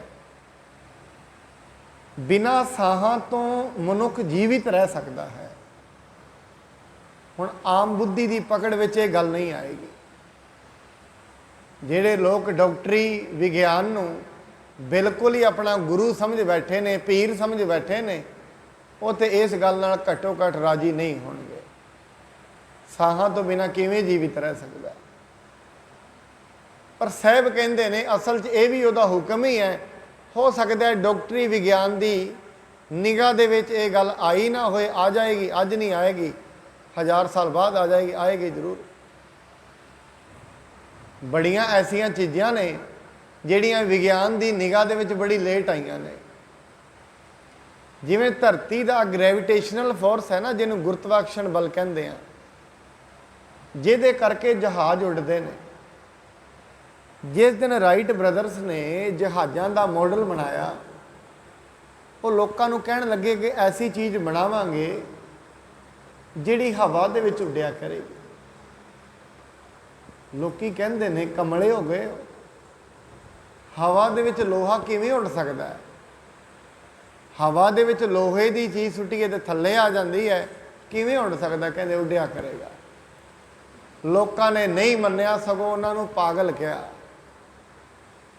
ਅੱਜ ਉਹੀ ਲੋਹਾ ਹੈ, ਟਨਾਂ ਦੇ ਹਿਸਾਬ ਨਾਲ ਭਾਰ ਵੀ ਚੁੱਕੀ ਫਿਰਦਾ ਤੇ ਹਵਾ ਵਿੱਚ ਹੀ ਉੱਡੀ ਜਾਂਦਾ, ਉੱਡ ਰਿਹਾ। ਅੱਜ ਕਿਸੇ ਨੂੰ ਚਰਚ ਨਹੀਂ ਲੱਗਦਾ, ਪਤਾ ਲੱਗ ਗਿਆ, ਸਮਝ ਲੱਗ ਗਈ। ਜਦੋਂ ਤਾਈਂ ਮਨੁੱਖ ਦੀ ਬੁੱਧੀ ਛੋਟੀ ਹੈ, ਇਸ ਦੀ ਸਮਝ ਛੋਟੀ ਹੈ, ਇਹਦੇ ਵਾਸਤੇ ਰੱਬ ਵੀ ਛੋਟਾ ਹੈ। ਪਰ ਮੈਂ ਇੱਕ ਹੋਰ ਵੀ ਬੇਨਤੀ ਕਰਦਾ, ਮਨੁੱਖ ਦੀ ਜਿਤਨੀ ਕੁ ਮੱਤ ਹੈ ਉਹਦੇ ਵਾਸਤੇ ਰੱਬ ਵੀ ਉਤਨਾ ਹੀ ਵੱਡਾ ਹੈ। ਬਸ ਇਹ ਵੀ ਇੱਕ ਹੋਰ ਗੱਲ ਆਪ ਸਰਵਣ ਕਰੋ। ਜਿਤਨੀ ਕੁ ਮਨੁੱਖ ਦਾ ਦਿਮਾਗ ਹੈ, ਰੱਬ ਉਹਦੇ ਵਾਸਤੇ ਉਨਾ ਕੀ ਕੰਮ ਕਰਦਾ ਹੈ। ਕਿਸੇ ਵਾਸਤੇ ਰੱਬ ਇੰਨਾ ਕੀ ਹੈ, ਉਹਨੇ ਜੀਵ ਬਣਾਏ ਨੇ ਤੇ ਪਲ ਰਿਹਾ, ਬਸ ਇੰਨਾ ਕੀ ਹੈ। ਕਿਸੇ ਵਾਸਤੇ ਰੱਬ ਇੰਨਾ ਨਹੀਂ, ਪਾਲਦਾ ਹੀ ਨਹੀਂ ਹੈ, ਬਣਾਏ ਵੀ ਉਹਨੇ ਨੇ, ਉਹ ਹੋਰ ਵੀ ਕੰਮ ਕਰਦੇ ਆ, ਸਾਰਿਆਂ ਨੂੰ ਚਲਾ ਵੀ ਆਪ ਰਿਹਾ। ਕਿਸੇ ਦੀ ਸਮਝ ਇੰਨੀ ਵੱਧ ਗਈ ਹੈ, ਉਹ ਕਹਿੰਦੇ ਕੁਛ ਨਹੀਂ, ਸਾਰਾ ਕੁਛ ਹੀ ਰੱਬ ਹੈ, ਸਭ ਗੋਬਿੰਦ ਹੈ, ਸਭ ਗੋਬਿੰਦ ਹੈ। ਸਮਝ ਵੱਧ ਗਈ। ਹੁਣ ਹਰੇਕ ਦੀ ਤੇ ਇੰਨੀ ਸਮਝ ਨਹੀਂ, ਕਹਿ ਦੇ ਸਾਰਾ ਕੁਛ ਹੀ ਗੋਬਿੰਦ ਹੈ, ਹਰੇਕ ਥੋੜੀ ਨਾ ਕਹਿ ਦੇਗਾ। ਗੱਲ ਆਪਣੀ ਸੁਰਤ ਦੀ ਹੈ। ਸੁਰਤ ਸ਼ਬਦ ਦਾ ਮਤਲਬ ਸਮਝਣਾ ਵੀ ਹੁੰਦਾ ਹੈ, ਸੁਰਤ ਸ਼ਬਦ ਦਾ ਮਤਲਬ ਸੁਣਨਾ ਵੀ ਹੁੰਦਾ ਹੈ। ਇਹ ਆਪੋ ਆਪਣੀ ਸਮਝ ਦੀ ਗੱਲ ਹੈ। ਜਿਸ ਮਨੁੱਖ ਦੀ ਜਿੰਨੀ ਕੁ ਸਮਝ ਹੈ, ਉਤਨਾ ਕੁ ਵੱਡਾ ਪਰਮਾਤਮਾ ਹੈ ਉਹਦਾ, ਜਿੰਨੀ ਕੁ ਸਮਝ ਹੈ। ਇਸ ਕਰਕੇ ਇੱਕ ਦੀ ਸਮਝ ਇੰਨੀ ਵੱਧ ਗਈ ਹੈ, ਉਹ ਅੱਜ ਗੁਰੂ ਸਾਹਿਬ ਦੇ ਨਾਲ ਕਹਿ ਦਿੰਦਾ ਹੈ, ਪ੍ਰਭ ਭਾਵੈ ਬਿਨ ਸਾਹ ਤੇ ਰੱਖਦਾ। ਪ੍ਰਭੂ ਨੂੰ ਚੰਗਾ ਲੱਗੇ ਬਿਨਾਂ ਸਾਹਾਂ ਤੋਂ ਰੱਖ ਸਕਦਾ, ਉਹਦੀ ਸਮਝ ਇੰਨੀ ਹੈ। ਕਿਸੇ ਦੀ ਸਮਝ, ਭਗਤ ਧੰਨਾ ਜੀ ਨੇ ਸਮਝ ਨੂੰ ਇੱਥੋਂ ਤਾਈਂ ਪਹੁੰਚਾ ਦਿੱਤਾ ਔਰ ਦੁਨੀਆ ਨੂੰ ਇਹ ਗਿਆਨ ਦੇ ਕੇ ਗਏ। ਕਹਿੰਦੇ ਲੋਕੋ ਇੱਕ ਗੱਲ ਹੋਰ ਵੀ ਯਾਦ ਰੱਖਣਾ, ਪਰਮਾਤਮਾ ਇਹ ਵੀ ਕੰਮ ਕਰਦਾ ਹੈ ਕਿ ਜੋ ਜਨ ਤੁਮਰੀ ਭਗਤ ਕਰਨ ਤੇ ਤਿਨ ਕੇ ਕਾਜ ਸਵਾਰਤਾ, ਇਹ ਵੀ ਕਰਦਾ ਹੈ। ਸਮਝ ਦੀ ਗੱਲ ਹੈ। ਕੋਈ ਕਹਿੰਦਾ ਨਹੀਂ ਪਰਮਾਤਮਾ ਸਭ ਕੁਝ ਹੁਕਮ ਵਿੱਚ ਹੀ ਕਰਦਾ ਹੈ, ਉਹ ਵੀ ਗਲਤ ਨਹੀਂ ਹੈ, ਉਹਦੀ ਸਮਝ ਹੀ ਉਨੀ ਹੈ। ਕੋਈ ਕਹਿ ਰਿਹਾ ਨਹੀਂ ਪਰਮਾਤਮਾ ਹੈ ਹੀ ਨਹੀਂ ਹੈ, ਸਭ ਕੁਝ ਆਪਣੇ ਆਪ ਹੀ ਕਰਨਾ ਪੈਂਦਾ ਹੈ, ਉਹ ਵੀ ਗਲਤ ਨਹੀਂ ਹੈ, ਉਹਦੀ ਸਮਝ ਹੀ ਇੰਨੀ ਹੈ। ਹੁਣ ਉਹਦਾ ਕਸੂਰ ਕੀ ਹੈ? ਪਰ ਜੇ ਉਹ ਇਹ ਕਹੇ ਮੇਰੀ ਹੀ ਸਮਝ ਠੀਕ ਹੈ, ਫਿਰ ਉਹ ਮੂਰਖ ਹੈ। ਬਸ ਗੱਲ ਇਹ ਹੈ। ਜੇ ਕੋਈ ਇਹ ਕਹਿ ਦੇਵੇ ਜੋ ਮੇਰੀ ਸਮਝ ਹੈ ਇਹ ਸਾਰੀ ਦੁਨੀਆ ਦੀ ਸਮਝ ਹੋਣੀ ਚਾਹੀਦੀ ਹੈ, ਫਿਰ ਉਹ ਸਿਆਣਾ ਨਹੀਂ ਹੈ, ਉਹ ਮੂਰਖ ਹੈ। ਇਹ ਤੋਂ ਵੱਡਾ ਕੁਛ ਨਹੀਂ ਹੈ। ਜਿਹੜਾ ਇਹ ਕਿ ਮੇਰੀ ਸਮਝ ਤੋਂ ਵੱਡੀ ਸਮਝ ਦੁਨੀਆ 'ਚ ਕਿਸੇ ਦੀ ਨਹੀਂ ਹੈ, ਫਿਰ ਉਹ ਮੂਰਖ ਹੈ, ਸਿਆਣਾ ਨਹੀਂ ਹੈ। ਸਿਆਣੇ ਮਨੁੱਖ ਦੀ ਇੱਕ ਹੀ ਪਹਿਚਾਣ ਹੈ, ਮੇਰੀ ਸਮਝ ਛੋਟੀ ਹੈ, ਉਹ ਵੱਡਾ ਹੈ, ਕੁਛ ਵੀ ਹੋ ਸਕਦਾ ਹੈ। ਸਿਆਣੇ ਮਨੁੱਖ ਦੀ ਇਹ ਸਮਝ ਹੈ। ਮੈਂ ਇੱਕ ਸਾਇੰਸਦਾਨ ਦੀ ਕਿਤਾਬ ਪੜ੍ਹ ਰਿਹਾ ਸੀ, ਉਹਦਾ ਨਾਮ ਹੈ ਸ਼ਾਇਦ ਦੀ ਬਲੈਕ ਹੋਲ, ਉਹਦਾ ਨਾਂ ਹੈ। ਤੇ ਦੁਨੀਆ ਦਾ ਹੁਣੀ ਇੱਕ ਸਾਇੰਸਦਾਨ ਹੋਇਆ, ਪਿੱਛੇ ਹੀ ਉਹਦੀ ਡੈਥ ਹੋਈ ਹੈ। ਵੈਸੇ ਤਾਂ ਉਹਨੇ ਸਾਰੀ ਕਿਤਾਬ 'ਚ ਜ਼ਿਕਰ ਕੀਤਾ ਵੀ ਰੱਬ ਵਰਗੀ ਚੀਜ਼ ਨਹੀਂ ਹੈ, ਦੁਨੀਆ ਚੱਲ ਰਹੀ ਹੈ, ਯੂਨੀਵਰਸ ਹੈ। ਪਰ ਇੱਕ ਗੱਲ ਉਹਨੇ ਬੜੀ ਸਿਆਣੀ ਕਹੀ, ਮੈਨੂੰ ਵੀ ਠੀਕ ਲੱਗਦੀ ਹੈ। ਕਹਿੰਦਾ ਇੱਕ ਗੱਲ ਯਾਦ ਰੱਖਣਾ, ਇਹ ਦੁਨੀਆ ਦਾ ਐਂਡ ਨਹੀਂ ਹੈ। ਮੈਂ ਬੜੀ ਕੋਸ਼ਿਸ਼ ਕੀਤੀ ਹੈ, ਲੱਭਣ ਦੀ ਕੋਸ਼ਿਸ਼ ਕੀਤੀ ਹੈ, ਐਂਡ ਨਹੀਂ ਹੈ। ਯੂਨੀਵਰਸ ਤੋਂ ਅੱਗੇ ਯੂਨੀਵਰਸ ਨੇ, ਯੂਨੀਵਰਸ ਤੋਂ ਅੱਗੇ ਯੂਨੀਵਰਸ ਨੇ, ਪਾਤਾਲਾਂ ਪਾਤਾਲ ਲੱਖ ਆਗਾਸਾਂ ਆਗਾਸ, ਐਂਡ ਨਹੀਂ ਹੈ। ਇਹਨੂੰ ਗੁਰੂ ਨਾਨਕ ਸਾਹਿਬ ਜੀ ਨੇ ਵੀ ਕਿਹਾ ਹੈ, ਕਥਨਾ ਕਥੀ ਨਾ ਆਵੇ ਤੋਟ, ਕਥ ਕਥ ਕਥੀ ਕੋਟੀ ਕੋਟ ਕੋਟ। ਕਰੋੜਾਂ ਹੀ ਲੋਕ ਆਏ ਨੇ ਦੁਨੀਆ ਤੇ, ਪਰਮਾਤਮਾ ਬਾਰੇ ਪਤਾ ਨਹੀਂ ਕਿੰਨਾ ਕੁਝ ਲਿਖਿਆ, ਪਰ ਐਂਡ ਨਹੀਂ ਹੈ। ਕਥਨਾ ਕਥੀ ਨਾ ਆਵੇ, ਜੇ ਹਾਂ ਜਾਣਾ ਆਖਾ ਨਹੀਂ, ਕਹਿਣਾ ਕਥਨ ਨਾ ਜਾਈ, ਨਹੀਂ ਕਿਹਾ ਜਾ ਸਕਦਾ ਉਹਦੇ ਬਾਰੇ ਕਿੱਡਾ ਉਹ ਵੱਡਾ ਹੈ, ਨਹੀਂ ਕਿਹਾ ਜਾ ਸਕਦਾ। ਉਹਦੇ ਬਾਰੇ ਸੰਪੂਰਨ ਰੂਪ ਵਿੱਚ ਨਹੀਂ ਸਮਝਿਆ ਜਾ ਸਕਦਾ। ਇਸ ਕਰਕੇ ਸਤਿਗੁਰੂ ਜੀ ਮਹਾਰਾਜ ਇਹ ਗੱਲ ਕਹਿੰਦੇ ਨੇ, ਹੇ ਮਨੁੱਖ, ਆਪਣੀ ਬੁੱਧੀ ਦੇ ਉੱਤੇ, ਸਮਝ ਉੱਤੇ ਮਾਣ ਕਦੇ ਵੀ ਨਾ ਕਰੇ। ਇਸ ਕਰਕੇ ਕਦੀ ਇਹ ਨਹੀਂ, ਇਹਨਾਂ ਚੀਜ਼ਾਂ ਤੇ ਕਦੀ ਵੀ ਜ਼ਿੰਦਗੀ ਵਿੱਚ ਇਹ ਨਹੀਂ ਸਮਝ ਬੈਠਣਾ ਚਮਤਕਾਰ ਹੁੰਦੇ ਹੀ ਨਹੀਂ ਹਨ। ਮੈਂ ਵੀ ਇਹ ਕਹਿ ਦੇਣਾ ਚਮਤਕਾਰ ਨਹੀਂ ਹੁੰਦੇ, ਹੁੰਦਾ ਹੁਕਮ ਹੀ ਹੈ। ਪਰ ਹੁਕਮ ਦੀ ਕਿਹੜਾ ਸਾਰੀ ਸਮਝ ਲੱਗ ਜਾਏਗੀ। ਮਹਾਰਾਜ ਕਹਿੰਦੇ ਨੇ, ਹੁਕਮ ਹੀ ਹੋਵਣ ਆਕਾਰ, ਹੁਕਮ ਨਾ ਕਹਿਆ ਜਾਈ। ਉਹ ਕਹਿਆ ਹੀ ਨਹੀਂ ਜਾ ਸਕਦਾ, ਤੇ ਜੋ ਕਹਿਆ ਹੀ ਨਹੀਂ ਜਾ ਸਕਦਾ ਉਹ ਚਮਤਕਾਰ ਹੀ ਹੁੰਦਾ। ਚਮਤਕਾਰ ਕੀ ਹੈ ਜੇ ਸਮਝੀਏ, ਉਹ ਵਾਲੀ ਚੀਜ਼ ਜਿਹੜੀ ਸਾਡੀ ਬੁੱਧੀ ਤੋਂ ਪਰੇ ਹੈ, ਉਹ ਚਮਤਕਾਰ ਹੀ ਹੈ। ਜਿਹੜੀ ਚੀਜ਼ ਕਦੇ ਵੇਖੀ ਨਹੀਂ, ਜੇ ਸੁਣੀ ਨਹੀਂ ਤੇ ਸਾਹਮਣੇ ਹੋ ਗਈ ਹੈ, ਆਖਾਂਗੇ ਅਦਭੁਤ ਗੱਲ ਹੈ, ਚਮਤਕਾਰ। ਚਮਤਕਾਰ ਕੀ ਹੈ? ਜੋ ਸਾਡੀ ਸਮਝ ਤੋਂ ਪਰੇ ਹੈ, ਉਹ ਚਮਤਕਾਰ ਹੈ। ਇਸ ਕਰਕੇ ਜਿਹੜੇ ਸਮਝਦਾਰ ਲੋਕ ਹੁੰਦੇ ਨੇ, ਮੈਨੂੰ ਇਹ ਰਜਨੀ ਦੀ ਗੱਲ ਤੋਂ ਤਾਂ ਯਾਦ ਮੈਂ ਇਹ ਗੱਲ ਕਹਿ ਰਿਹਾ ਹਾਂ, ਕਿਉਂਕਿ ਬੜੇ ਲੋਕ ਐਸੇ ਹੁੰਦੇ ਨੇ, ਸ਼ੰਕਾ ਕਰਨਗੇ ਕਿਵੇਂ ਠੀਕ ਹੋ ਸਕਦਾ ਹੈ ਮਨੁੱਖ, ਇਹ ਕਿਵੇਂ ਹੋ ਸਕਦਾ? ਇੱਕ ਨੂੰ ਬਿਮਾਰੀਆਂ ਲੱਗੀਆਂ ਨੇ ਤੇ ਉਹ ਕਿਤੇ ਸਰੋਵਰ ਵਿੱਚ ਇਸ਼ਨਾਨ ਕਰੇ ਤੇ ਠੀਕ ਹੋ ਜਾਏਗਾ? ਵਿਸ਼ਵਾਸ ਦੀ ਗੱਲ ਹੈ, ਗੱਲ ਸ਼ਰਧਾ ਦੀ ਹੈ। ਕੁਝ ਵੀ ਹੋ ਸਕਦਾ ਹੈ, ਕੁਝ ਵੀ ਹੋ ਸਕਦਾ ਹੈ। ਆਪਣੀ ਬੁੱਧੀ ਨੂੰ ਰੋਕਣਾ ਨਹੀਂ ਹੈ, ਵਿਕਾਸ ਨੂੰ ਰੋਕਣਾ ਨਹੀਂ ਹੈ। ਕੁਝ ਵੀ ਜਿਹੜਾ ਹੈ ਉਹ ਦੁਨੀਆ ਤੇ ਸੰਭਵ ਹੈ ਤੇ ਹੋ ਸਕਦਾ ਹੈ। ਸਕਲ ਬਾਤ ਸੁਣ ਕੇ ਤੈ ਕੇਰੀ, ਮਾਨਵ ਸਾਥ ਭੰਨਿਓ ਤਿਸ ਬੇਰੀ। ਗੁਰੂ ਜੀ ਨੇ ਉਹਦੀ ਸਾਰੀ ਗੱਲ ਸੁਣੀ। ਉਹਦੀ ਗੱਲ ਸੁਣਨ ਦੇ ਨਾਲ ਹੀ ਕੁਝ ਮਨੁੱਖਾਂ ਨੂੰ ਉਹਦੇ ਨਾਲ ਭੇਜਿਆ ਹੈ।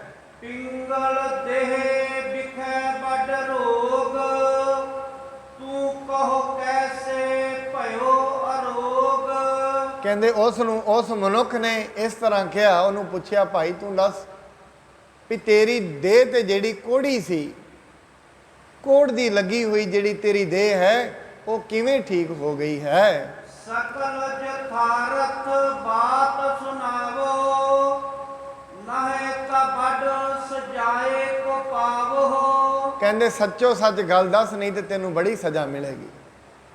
ਸੱਚੋ ਸੱਚ ਦੱਸਣਾ ਹੈ ਕੀ ਤੇਰੇ ਨਾਲ ਵਾਪਰਿਆ ਹੈ। ਕਪਟ ਜੇ ਕਰਿਓ ਭਾਰ ਜਾਹੇਤ, ਬਸੇ ਨਹਿ ਇਹੋ ਤੋਹੇ ਨਿਕੇਤ। ਕਹਿੰਦੇ ਜੇ ਤੂੰ ਆਪਣੀ ਪਤਨੀ ਦੇ ਨਾਲ ਧੋਖਾ ਕੀਤਾ ਹੈ, ਫਿਰ ਯਾਦ ਰੱਖੀ ਇਹ ਤੇਰੇ ਨਾਲ ਵਸੇਗੀ ਨਹੀਂ। ਮੈਨੂੰ ਕਈ ਵਾਰੀ ਗੱਲ ਯਾਦ ਹੁੰਦੀ ਹੈ, ਪ੍ਰਧਾਨ ਜੀ ਨੇ ਮੈਨੂੰ ਕਈ ਵਾਰੀ ਸੁਣਾਈ ਹੈ। ਸ਼ਾਇਦ ਇਹਨਾਂ ਦੇ ਦਾਦਾ ਜੀ ਦੀ ਉਹ ਗੱਲ ਸੁਣਾਉਂਦੇ ਹੁੰਦੇ ਸੀ, ਬੜੀ ਬੰਦਗੀ ਕਰਦੇ ਸੀ। ਕਹਿੰਦੇ ਹੁਣ ਉਹਨਾਂ ਨੂੰ ਵੀ ਇਹ ਰੋਗ ਲੱਗ ਗਿਆ ਕੋੜ ਦਾ ਹੀ, ਪਰ ਉਹਨਾਂ ਨੇ ਫਿਰ ਵੀ ਰੱਬ ਦਾ ਹੁਕਮ ਮੰਨ ਕੇ ਬੰਦਗੀ ਕਰੀ ਜਾਣੀ, ਵਾਹਿਗੁਰੂ ਵਾਹਿਗੁਰੂ ਕਰੀ ਜਾਣਾ। ਕਹਿੰਦੇ ਨਾਲ ਦਿਆਂ ਘਰਦਿਆਂ ਨੇ ਕਹਿਣਾ, ਕਹਿੰਦੇ ਸਾਰਾ ਦਿਨ ਜਿਹਦਾ ਨਾਮ ਜਪਦੇ ਹੋ, ਕਹਿੰਦੇ ਉਹ ਕਦੀ ਮਿਲਿਆ ਵੀ ਹੈ? ਉਹ ਕਹਿੰਦੇ ਮਿਲਦਾ ਹੈ ਮੈਨੂੰ, ਮੈਂ ਜਿਹਦਾ ਨਾਮ ਜਪਦਾ ਉਹ ਮੈਨੂੰ ਮਿਲਦਾ ਹੈ। ਕਹਿੰਦੇ ਜੇ ਉਹ ਤੈਨੂੰ ਮਿਲਦਾ ਹੈ, ਫਿਰ ਤੇਰਾ ਰੋਗ ਕਿਉਂ ਨਹੀਂ ਠੀਕ ਕਰਦਾ? ਕਹਿੰਦੇ ਮੈਂ ਉਹਨੂੰ ਕਦੇ ਕਿਹਾ ਹੀ ਨਹੀਂ ਮੇਰਾ ਰੋਗ ਠੀਕ ਕਰ ਦੇ, ਮੈਨੂੰ ਕਦੇ ਕਿਹਾ ਹੀ ਨਹੀਂ। ਕਿਉਂਕਿ ਜਿੱਥੇ ਪ੍ਰੇਮ ਹੋ ਜਾਂਦਾ ਹੈ ਨਾ, ਉੱਥੇ ਕਿਹਾ ਨਹੀਂ ਜਾਂਦਾ। ਬਖਸ਼ਿਸ਼ ਹੈ, ਮਿਲੇ ਜੋ ਮਿਲ ਜਾਏਗਾ। ਜਿੱਥੇ ਪ੍ਰੇਮ ਪੈ ਗਿਆ, ਮੰਗਣ ਦੀ ਪ੍ਰਵਰਤੀ ਨਹੀਂ ਰਹਿੰਦੀ। ਕਿਆ ਮੰਗੋ ਕਿਛ ਥਿਰ ਨਾ ਰਹਾਈ। ਰੱਬਾ ਮੰਗਾ ਵੀ ਕੀ, ਰਹਿਣ ਵਾਲਾ ਤੇ ਕੁਝ ਹੈ ਨਹੀਂ। ਸਰੀਕਾਂਗ ਸਰੀਰ ਨੂੰ ਠੀਕ ਕਰਦੇ, ਸਰੀਰ ਕਿਹੜਾ ਨਾਲ ਰਹਿਣਾ ਹੈ। ਮੈਂ ਤੇ ਇੱਕ ਹੀ ਗੱਲ ਕਹਾਂਗਾ, ਫਿਰ ਮਨੁੱਖ ਤੇ ਫਿਰ ਇੱਕ ਹੀ ਗੱਲ ਕਹਿੰਦਾ, ਜਿਹੜਾ ਪ੍ਰੇਮ ਕਰਦਾ ਨਾ, ਰੱਬਾ ਹੋਰ ਤੇ ਕੁਛ ਨਾ ਦੇ, ਰਾਜ ਨਾ ਚਾਹੂੰ ਮੁਕਤ ਨਾ ਚਾਹੂੰ, ਮਨ ਪ੍ਰੀਤ ਚਰਨ ਕਮਲਾਰੇ, ਤੇਰੇ ਚਰਨਾਂ ਦੇ ਨਾਲ ਮੇਰੀ ਪ੍ਰੀਤ ਬਣੀ ਰਹੇ, ਬਸ ਇਹੀ ਤੇਰੇ ਤੋਂ ਮੰਗਦਾ, ਹੋਰ ਕੁਛ ਨਹੀਂ। ਔਰ ਮੈਨੂੰ ਪ੍ਰੀਤ ਤੋਂ ਗੱਲ ਯਾਦ ਆਉਂਦੀ ਹੈ ਗੁਰੂ ਨਾਨਕ ਸਾਹਿਬ ਤੇ ਭਾਈ ਮਰਦਾਨਾ ਜੀ ਦੀ। ਜਿਸ ਦਿਨ ਭਾਈ ਮਰਦਾਨਾ ਜੀ ਸਰੀਰ ਤਿਆਗ ਕੀਤਾ, ਗੁਰੂ ਨਾਨਕ ਸਾਹਿਬ ਪੁੱਛਦੇ ਨੇ, ਮਰਦਾਨਿਆ ਤੂੰ ਤਿਆਗਣ ਲੱਗੇ ਆ ਸਰੀਰ, ਸਾਡੇ ਨਾਲ ਹੀ ਰਹੇ ਆ, ਜਿੰਨੇ ਕਸ਼ਟ ਅਸੀਂ ਝੱਲੇ ਨੇ ਤੂੰ ਵੀ ਨਾਲ ਹੀ ਝੱਲੇ ਨੇ, ਘਰੋਂ ਇਕੱਠੇ ਨਿਕਲਦੇ ਸੀ, ਮੈਨੂੰ ਇਹ ਦੱਸਣਾ ਕਰ ਤੈਨੂੰ ਕੀ ਚਾਹੀਦਾ ਹੈ, ਤੈਨੂੰ ਦੇ ਦੇਵਾਂਗੇ। ਜੇ ਤੂੰ ਕਵੇਂ ਆ ਜਿਹੜੀ ਤੇਰੀ ਮੜੀ ਹੈ, ਤੇਰੀ ਮੜੀ ਤੇ ਪੱਕੀ ਕਰਾ ਦਿਆਂਗੇ, ਸਮਾਧੀ ਪੱਕੀ ਬਣਾ ਦਾਂਗੇ, ਲੋਕ ਤੈਨੂੰ ਪੂਜਿਆ ਕਰਨਗੇ, ਜਦੋਂ ਤੇਰੀ ਦੁਨੀਆ ਰਹੇਗੀ ਤੇਰੀ ਜੈ ਜੈਕਾਰ ਹੋਇਆ ਕਰੇਗੀ। ਜੇ ਕਹਿਣਾ ਤੇ ਐਵੇਂ ਕਰ ਦਈਏ। ਮਰਦਾਨਾ ਹੱਥ ਜੋੜ ਕੇ ਕਹਿੰਦਾ, ਸਤਿਗੁਰੂ ਜੀ ਇਹ ਸਰੀਰ ਦੀ ਮੜੀ ਚੋਂ ਕੱਢ ਕੇ ਇਹ ਪੱਥਰ ਦੀ ਮੜੀ ਚ ਪਾਉਣ ਲੱਗੇ ਹੋ, ਮੈਨੂੰ ਦੁਨੀਆ ਕੋਲ ਪੂਜਾ ਨਹੀਂ ਚਾਹੀਦੀ, ਬਸ ਮੈਨੂੰ ਤੇ ਇੱਕ ਹੀ ਦਾਤ ਬਖਸ਼ਿਓ, ਜਿੱਥੇ ਤੁਸੀਂ ਜਾਓਗੇ ਨਾਲ ਮੈਨੂੰ ਰੱਖਿਓ, ਬਸ ਹੋਰ ਕੁਛ ਨਹੀਂ ਚਾਹੀਦਾ, ਹੋਰ ਮੇਰੀ ਇੱਛਾ ਹੀ ਕੋਈ ਨਹੀਂ ਹੈ। ਮਨ ਪ੍ਰੀਤ ਚਰਨ ਕਮਲਾਰੇ, ਤੇਰੇ ਪਿਆਰ ਦੀ ਪ੍ਰੀਤ, हे ਪ੍ਰਮਾਤਮਾ ਤੇਰੇ ਨਾਲ ਪ੍ਰੇਮ ਬਣਿਆ ਰਹੇ, ਬਾਕੀ ਤੇ ਤੂੰ ਮੈਨੂੰ ਦੇ ਰਹੀ ਹੈ, ਮੰਗਾ ਮੈਂ ਤੇਰੇ ਤੋਂ ਕੀ, ਏਡਾ ਵੱਡਾ ਸਰੀਰ ਦਿੱਤਾ, ਹੋਰ ਤੇਰੇ ਤੋਂ ਕੀ ਮੰਗ ਸਕਦਾ ਮੈਂ, ਬਿਨਾਂ ਪੁੱਛਿਆ ਹੀ ਦਿੱਤਾ ਹੈ, ਮੰਗਿਆ ਵੀ ਨਹੀਂ ਹੈ, ਸਰੀਰ ਦਿੱਤਾ ਹੋਇਆ ਹੈ, ਇਹ ਤੂੰ ਖੋ ਲੈਣਾ, ਜਦੋਂ ਵੀ ਖੋ ਸਕਦਾ, ਤੇਰੀ ਮਰਜ਼ੀ ਹੈ, ਔਰ ਤੇਰੇ ਤੋਂ ਮੰਗਾਂਗੇ। ਫਿਰ ਕਹਿੰਦੇ ਨੇ ਜਿਸ ਦਿਨ ਗੁਰੂ ਨਾਨਕ ਸਾਹਿਬ ਆ ਗਏ ਨਾ, ਭਾਈ ਮਰਦਾਨਾ ਜੀ ਦਾ ਹੀ ਬੇਟਾ ਹੈ ਭਾਈ ਰਜ਼ਾਦਾ, ਮਹਾਰਾਜ ਉਹਦੇ ਘਰ ਗਏ, ਭਾਈ ਮਰਦਾਨੇ ਦਾ ਲੜਕਾ ਕਹਿੰਦਾ ਅੱਬਾ ਨਹੀਂ ਆਏ, ਰਾਜ ਵਿੱਚ ਹੀ ਪੂਰੇ ਹੋ ਗਏ ਸੀ, ਅੱਬਾ ਨਹੀਂ ਆਏ। ਮਹਾਰਾਜ ਕਹਿੰਦੇ ਨਹੀਂ ਭਾਈ, ਦੱਸਿਆ ਸਾਰੀ ਗੱਲ, ਤੇਰਾ ਅੱਬਾ ਨਹੀਂ ਆਇਆ। ਕਹਿੰਦੇ ਠੀਕ ਹੈ, ਤੁਹਾਡੇ ਪਿਤਾ ਨੇ ਮੇਰੇ ਨਾਲ ਬੜੀ ਘਾਲਣਾ ਘਾਲੀ ਹੈ, ਮੰਗੋ ਤੁਸੀਂ ਕੀ ਮੰਗਦੇ ਹੋ, ਤੁਹਾਨੂੰ ਮਿਲ ਜਾਏਗਾ, ਤੁਸੀਂ ਮੰਗੋ। ਕਹਿੰਦੇ ਮਹਾਰਾਜ ਹੋਰ ਤੇ ਕੁਛ ਨਹੀਂ ਚਾਹੀਦਾ, ਸਾਨੂੰ ਪਤਾ ਹੈ ਤੁਸੀਂ ਸਾਡੇ ਪਿਤਾ ਨੂੰ ਵੀ ਇਹ ਗੱਲ ਪੁੱਛੀ ਹੋਏਗੀ ਕਿ ਸਾਡਾ ਪਿਤਾ ਬੜਾ ਸਿਆਣਾ ਸੀ, ਜੋ ਸਾਡੇ ਪਿਤਾ ਨੇ ਮੰਗਿਆ ਉਹੀ ਸਾਨੂੰ ਦੇ ਦਿਓ। ਕਹਿੰਦੇ ਨੇ ਤੁਹਾਡੇ ਪਿਤਾ ਨੇ ਤੇ ਬੜੀ ਵੱਡੀ ਚੀਜ਼ ਮੰਗੀ ਹੈ, ਤੁਹਾਨੂੰ ਵੀ ਉਹੀ ਮਿਲ ਜਾਏਗੀ। ਉਹਨਾਂ ਵੀ ਆਪਣੇ ਚਰਨਾਂ ਦੀ ਪ੍ਰੀਤ, ਜੋ ਸਾਡੇ ਪਿਤਾ ਨੇ ਮੰਗਿਆ ਉਹੀ ਸਾਨੂੰ ਦੇ ਦਿਓ। ਇਹ ਨਹੀਂ ਕਿਹਾ ਮਹਾਰਾਜ ਆਹ ਦੇ ਦੇਈ, ਆਹ ਦੇ ਦੇਈ, ਨਹੀਂ। ਸਾਧ ਸੰਗਤ, ਜਿੱਥੇ ਪ੍ਰੇਮ ਉੱਥੇ ਵਪਾਰ ਨਹੀਂ ਹੁੰਦਾ, ਜਿੱਥੇ ਪ੍ਰੇਮ ਹੁੰਦਾ ਉੱਥੇ ਕੁਰਬਾਨ ਹੋਇਆ ਜਾਂਦਾ ਹੈ। ਇਸ ਕਰਕੇ ਸਾਧ ਸੰਗਤ ਉਹ ਕਹਿੰਦੇ ਨੇ ਤੂੰ ਕਿਹਾ ਨਹੀਂ, ਕਹਿੰਦੇ ਗੱਲ ਇਹ ਹੈ ਮੈਂ ਉਹਨੂੰ ਕਦੀ ਕਿਹਾ ਹੀ ਨਹੀਂ ਮੇਰਾ ਰੋਗ ਠੀਕ ਕਰਦੇ, ਨਹੀਂ ਉਹਨੇ ਕਰ ਦੇਣਾ ਸੀ। ਕਹਿੰਦੇ ਥੋੜੇ ਦਿਨਾਂ ਦੇ ਬਾਅਦ ਉਹ ਜਿਹੜਾ ਰੋਗ ਹੈ ਆਪਣੇ ਆਪ ਹੀ ਠੀਕ ਹੋਣਾ ਸ਼ੁਰੂ ਹੋ ਗਿਆ, ਚਮੜੀ ਐਸੀ ਹੋ ਗਈ ਜਿਵੇਂ ਰੇਸ਼ਮ ਵਰਗੀ ਹੋਏ, ਔਰ ਰੱਬ ਨੇ ਆਪਣੇ ਆਪ ਹੀ ਠੀਕ ਕਰ ਦਿੱਤੀ। ਇਸ ਕਰਕੇ ਪਰਮਾਤਮਾ ਕੁਛ ਵੀ ਕਰ ਸਕਦਾ ਹੈ, ਕਿਉਂਕਿ ਉਹ ਉੱਚਾ ਅਗੰਮ ਅਕਥ ਹੈ। ਉਹਦੇ ਡਰ ਤੇ ਉਹਦੇ ਭੈ ਵਿੱਚ ਹੀ ਮਨੁੱਖ ਨੂੰ ਜਿਉਣਾ ਚਾਹੀਦਾ ਹੈ। ਸੁਣ ਗੁਰ ਤੇ ਇਹ ਮਾਨਵ ਕਹਿਓ, ਸਰਬ ਬਿਰਤਾਂਤ ਸੁਣੋ ਜਿਮ ਰਹਿਓ। ਉਹ ਮਨੁੱਖ ਨੇ ਜਿਹੜਾ ਪਿੰਗਲਾ ਸੀ, ਉਹ ਗੁਰੂ ਸਾਹਿਬ ਨੂੰ ਕਹਿੰਦਾ ਹੈ ਮੈਂ ਤੁਹਾਨੂੰ ਸਾਰਾ ਬਿਰਤਾਂਤ ਸੁਣਾਉਂਦਾ ਹਾਂ, ਜਿਸ ਤਰੀਕੇ ਨਾਲ ਮੇਰੇ ਨਾਲ ਗੱਲ ਵਾਪਰੀ ਹੈ। ਬਦਰੀ ਸੋ ਧਰ ਕਰ ਮਖ ਮਾਰੀ, ਜਬ ਇਹ ਮੰਗਣ ਹੇਤ ਸਿਧਾਰੀ। ਕਹਿੰਦਾ ਹੈ ਮਹਾਰਾਜ ਇਹ ਮੈਨੂੰ ਟੋਕਰੀ ਦੇ ਵਿੱਚ ਪਾ ਕੇ ਇੱਕ ਬੇਰੀ ਦੇ ਥੱਲੇ ਰੱਖ ਗਈ ਸੀ ਤੇ ਆਪ ਭਿਕਸ਼ਾ ਮੰਗਣ ਦੇ ਲਈ ਪਿੰਡ ਵਿੱਚ ਚਲੀ ਗਈ ਸੀ। ਤਬ ਇੱਕ ਬਾਇਸ ਚੱਲ ਢਿਗ ਆਵਾ, ਕਰੇ ਪਾਨ ਅਰ ਪੰਖ ਪਿਧਾਵਾ। ਇੱਕ ਕਾਂ ਫਿਰ ਚੱਲ ਕੇ ਆਇਆ, ਉਹ ਕਾਂ ਨੇ ਪਾਣੀ ਪੀਤਾ ਤੇ ਆਪਣੇ ਜਿਹੜੇ ਖੰਭ ਨੇ ਉਹਨਾਂ ਨੂੰ ਪਾਣੀ ਦੇ ਵਿੱਚ ਭਿਉਣਾ ਕੀਤਾ ਹੈ। ਪਇਓ ਸੁਪੇਤ ਰੰਗ ਤਿਸ ਕੇਰਾ, ਧਰੀ ਮਰਾਲ ਪ੍ਰਭਾ ਤਿਸ ਬੇਰਾ। ਨਾਲ ਦੀ ਨਾਲ ਜਿਹਦਾ ਉਹਦਾ ਰੰਗ ਸੀ, ਉਹਦਾ ਰੰਗ ਵੀ ਬਦਲ ਗਿਆ ਤੇ ਉਹਦੀ ਜਿਹੜੀ ਆਭਾ ਹੈ ਉਹ ਹੰਸ ਵਰਗੀ ਹੋ ਗਈ ਸੀ। श्याम बरन सगरो मिट गयो, जन सबून संग उजल भयो। ਉਹਦਾ ਜਿਹੜਾ ਰੰਗ ਸੀ ਕਾਲੇ ਤੋਂ ਸਫੇਦ ਹੋ ਗਿਆ। ਕਹਿੰਦੇ ਸਾਨੂੰ ਇਵੇਂ ਲੱਗਿਆ, ਇਵੇਂ ਲੱਗ ਰਿਹਾ ਸੀ ਜਿਵੇਂ ਕਿਸੇ ਨੇ ਸਾਬਣ ਦੇ ਨਾਲ ਧੋ ਦਿੱਤਾ ਹੋਵੇ। तब हूँ मैं जान्यो निज आत्म, इस जल को है महा महात्म। ਕਹਿੰਦੇ ਨਾਲ ਦੀ ਨਾਲ ਮੇਰੇ ਮਨ ਨੇ ਸੋਚਿਆ ਇਸ ਜਲ ਦਾ ਤੇ ਬੜਾ ਮਹੱਤਮ ਹੈ, ਕਿਉਂਕਿ ਆਪਣੇ ਸਾਹਮਣੇ ਜਿਹੜੀ ਸਮਝਦਾਰੀ ਤੇ ਇਹੀ ਹੈ ਨਾ, ਇੱਕ ਚੀਜ਼ ਤੋਂ ਦੂਜੇ ਸੁੱਖ ਲੈ ਰਹੇ ਨੇ, ਮੈਂ ਵੀ ਲੈ ਲਵਾਂ ਨਾਲ ਹੀ। ਕੋਈ ਵਿਰਲੇ ਮਨੁੱਖ ਹੁੰਦੇ ਨੇ ਸਮਝਦਾਰੀ ਵਰਤਦੇ ਨੇ, ਔਰ ਇਹ ਭਾਗ ਜਾਗਣ ਦੀ ਵੀ ਗੱਲ ਹੈ। ਕਿਸੇ ਮਨੁੱਖ ਦੇ ਕਰਮ ਹੀ ਇਤਨੇ ਮਾੜੇ ਹੁੰਦੇ ਨੇ, ਕੋਲ ਸੰਗਤ ਹੁੰਦੀ ਰਹਿੰਦੀ ਆ, ਉਹ ਨਹੀਂ ਜਾ ਪਾਉਂਦਾ। ਕਿਸੇ ਦੇ ਇੰਨੇ ਚੰਗੇ ਹੁੰਦੇ ਨੇ, ਦੂਰੋਂ ਆ ਕੇ ਵੀ ਬੈਠ ਜਾਂਦਾ ਹੈ, ਭਾਗਾਂ ਦੀ ਗੱਲ ਹੈ। ਅਸਲ ਦੇ ਵਿੱਚ ਸਾਧ ਸੰਗਤ ਜਿਹੜੇ ਸਮਝਦਾਰ ਮਨੁੱਖ ਹੁੰਦੇ ਨੇ ਨਾ, ਉਹ ਜ਼ਹਿਰ ਨੂੰ ਵੀ ਅੰਮ੍ਰਿਤ ਬਣਾ ਲੈਂਦੇ ਨੇ। ਔਰ ਯਾਦ ਰੱਖਣਾ, ਜਿਹੜੇ ਮੂਰਖ ਮਨੁੱਖ ਹੁੰਦੇ ਨੇ ਉਹ ਅੰਮ੍ਰਿਤ ਨੂੰ ਵੀ ਜ਼ਹਿਰ ਬਣਾ ਲੈਂਦੇ ਨੇ। ਆਪ ਜੀ ਕਹੋਗੇ ਉਹ ਕਿਵੇਂ? ਕਦੇ ਨੋਟ ਕਰਨਾ, ਜੇ ਸਾਹਮਣੇ ਬਦਾਮ ਪਏ ਨੇ ਨਾ, ਮਨੁੱਖ ਖਾ ਰਿਹਾ, ਜੇ ਉਹਨੂੰ ਸਮਝ ਨਹੀਂ ਹੈ ਤੇ ਬਦਾਮ ਸ਼ਕਤੀ ਦੇਣ ਵਾਲੇ, ਇਕੱਠੇ 20-25 ਖਾ ਜਾਏਗਾ ਤੇ ਉਹ ਜਿਹੜੇ ਅੰਮ੍ਰਿਤ ਹੈ, ਅੰਮ੍ਰਿਤ ਵਰਗੇ ਬਦਾਮ ਨੇ, ਉਹ ਵੀ ਜ਼ਹਿਰ ਬਣ ਜਾਣਗੇ, ਸਰੀਰ ਖਰਾਬ ਕਰ ਦੇਣਗੇ। ਔਰ ਕਈ ਮਨੁੱਖ ਐਸੇ ਹੁੰਦੇ ਨੇ, ਹੁੰਦਾ ਤੇ ਸੱਪ ਦਾ ਜ਼ਹਿਰ ਹੈ, ਸਿਆਣਪ ਹੁੰਦੀ ਹੈ, ਉਹ ਜ਼ਹਿਰ ਦੀ ਵੀ ਦਵਾਈ ਬਣਾ ਲੈਂਦੇ ਨੇ। ਸਮਝਦਾਰੀ ਦੀ ਗੱਲ ਹੈ। ਕਈ ਜ਼ਹਿਰ ਦੀਆਂ ਵੀ ਦਵਾਈਆਂ ਬਣਾ ਲੈਂਦੇ ਨੇ, ਕਈ ਦਵਾਈਆਂ ਨੂੰ ਵੀ ਜ਼ਹਿਰ ਬਣਾ ਲੈਂਦੇ ਨੇ। ਗੱਲ ਸਮਝਦਾਰੀ ਦੀ ਹੈ। ਇਸ ਕਰਕੇ ਸਾਧ ਸੰਗਤ ਬੜੇ ਐਸੇ ਮਨੁੱਖ ਨੇ ਜਿਹੜੇ ਦੁਨੀਆ ਦੇ ਵਿੱਚ ਰੱਬ ਦੇ ਨਾਂ ਨੂੰ ਅੰਮ੍ਰਿਤ ਸਮਝ ਕੇ ਪੀਂਦੇ ਹਨ। ਕਈ ਇਸ ਅੰਮ੍ਰਿਤ ਨਾਮ ਨੂੰ ਜਪਦੇ ਵੀ ਨੇ, ਵੇਦਾਂ ਪੋਥੀਆਂ ਦਾ ਪਾਠ ਵੀ ਕਰਦੇ ਨੇ, ਪਰ ਇਹਨਾਂ ਦਾ ਹੰਕਾਰ ਹਿਰਦੇ ਵਿੱਚ ਧਾਰਨ ਕਰ ਲੈਂਦੇ ਨੇ। ਉਹਨਾਂ ਵਾਸਤੇ ਬਾਣੀ ਕਹਿੰਦੀ ਪੜ ਪੜ ਗੱਡੀ ਲੱਦੀ ਹੈ, ਪੜ ਪੜ ਭਰੀ ਹੈ ਸਾਥ। ਗੱਡੀਆਂ ਲੱਦ ਲੈਂਦੇ ਨੇ, ਪੜ੍ਹਦੇ ਰਹਿੰਦੇ ਨੇ, ਪਰ ਇਹ ਜਿਹੜੀ ਪੜ੍ਹਾਈ ਹੈ, ਇਹ ਪੜ੍ਹਾਈ ਵੀ ਅੰਮ੍ਰਿਤ ਵੀ ਉਹਨਾਂ ਵਾਸਤੇ ਜ਼ਹਿਰ ਬਣ ਜਾਂਦਾ ਹੈ। ਅੰਮ੍ਰਿਤ ਵਰਗੇ ਬੋਲ, ਅੰਮ੍ਰਿਤ ਵਰਗੇ ਸ਼ਬਦ, ਇਹ ਵੀ ਜ਼ਹਿਰ ਬਣ ਜਾਂਦੇ ਨੇ ਜ਼ਿੰਦਗੀ ਵਿੱਚ ਉਹਨਾਂ ਦੇ ਲਈ। ਸਤਿਗੁਰੂ ਜੀ ਮਹਾਰਾਜ ਇਸ ਕਰਕੇ ਕਹਿੰਦੇ ਨੇ, ਐਸਾ ਜ਼ਿੰਦਗੀ ਵਿੱਚ ਨਾ ਹੋਏ ਤੇਰੇ ਵਾਸਤੇ ਅੰਮ੍ਰਿਤ ਵੀ ਜ਼ਹਿਰ ਬਣ ਜਾਏ। ਔਰ ਮੈਨੂੰ ਸ਼ੇਖ ਸਾਦੀ ਦੀ ਗੱਲ ਬੜੀ ਵਾਰੀ ਯਾਦ ਆਉਂਦੀ ਹੈ। ਸ਼ੇਖ ਸਾਦੀ ਕਹਿੰਦਾ, ਮੈਂ ਤੇ ਮੇਰਾ ਪਿਤਾ ਇੱਕ ਵਾਰ ਸਵੇਰ ਦੀ ਗੱਲ ਹੈ, ਰਾਤ ਦੀ ਗੱਲ ਹੈ, ਲੰਮੇ ਪਏ ਸੀ, ਹੋਰ ਵੀ ਲੋਕ ਉੱਥੇ ਪਏ ਹੋਏ ਸੀ। ਸਵੇਰੇ ਸਾਰੇ ਜਣੇ ਉੱਠੇ ਹਨ। ਉੱਠਣ ਤੋਂ ਬਾਅਦ ਹੀ ਕਹਿੰਦੇ ਮੈਂ ਵੀ ਉੱਠਿਆ, ਬਾਕੀ ਲੋਕ ਲੰਮੇ ਪਏ ਰਹੇ। ਮੈਂ ਉੱਠ ਕੇ ਨਮਾਜ਼ ਪੜ੍ਹੀ, ਆਪਣੇ ਪਿਤਾ ਨੂੰ ਕਿਹਾ ਕਿੱਡੇ ਕਾਫਰ ਲੋਕ ਨੇ, ਉੱਠੇ ਹੀ ਨਹੀਂ, ਰੱਬ ਦੀ ਨਮਾਜ਼ ਨਹੀਂ ਪੜ੍ਹ ਰਹੇ, ਸੁੱਤੇ ਹੀ ਪਏ ਨੇ। ਕਹਿੰਦਾ ਮੇਰਾ ਪਿਤਾ ਮੈਨੂੰ ਕਹਿੰਦਾ ਚੰਗਾ ਹੁੰਦਾ ਤੂੰ ਵੀ ਸੁੱਤਾ ਰਹਿੰਦਾ। ਕਹਿੰਦਾ ਕਿਉਂ? ਘੱਟੋ ਘੱਟ ਇਹਨਾਂ ਦੀ ਨਿੰਦਿਆ ਤੇ ਨਾ ਕਰਦਾ।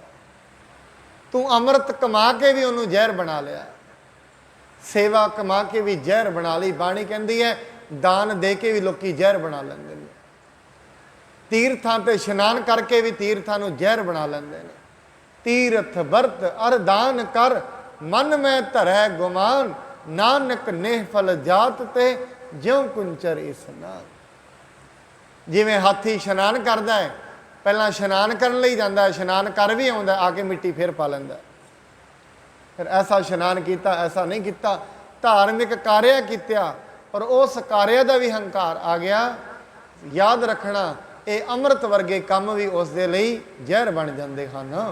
ਹਾਲ ਚਾਲ ਮੈਂ ਤਜ ਕਰ ਖਾਰੀ, ਜਾਏ ਸਪਰਸਿਓ ਸੁੰਦਰ ਬਾਰੀ। ਕਹਿੰਦੇ ਮੈਂ ਹਿਲ ਜੋਲ ਕੇ ਛੁੰਦਿਆਂ ਉਹ ਜਿਹੜਾ ਪਾਵਨ ਪਾਣੀ ਹੈ, ਪਾਵਨ ਜਲ ਹੈ, ਉਸ ਨੂੰ ਛੂਹਣਾ ਕੀਤਾ ਹੈ।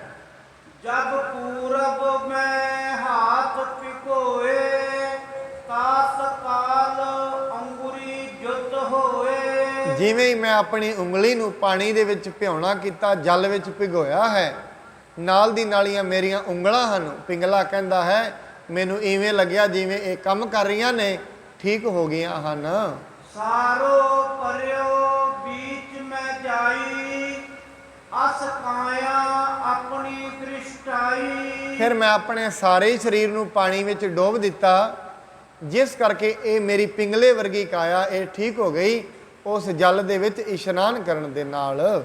ਨਿਜ ਤੇ ਕੋ ਕਹਿ ਰਹਿਓ ਬਥੇਰਾ, ਮਾਨਿਓ ਬਾਤ ਨਹੀਂ ਕੋ ਮੇਰਾ। ਕਹਿੰਦਾ ਹੈ ਮੈਂ ਆਪਣੀ ਪਤਨੀ ਨੂੰ ਬੜਾ ਸਮਝਾਇਆ, ਮੈਂ ਉਹੀ ਹਾਂ, ਪਰ ਇਹਨੇ ਮੇਰੀ ਗੱਲ ਨਹੀਂ ਮੰਨੀ।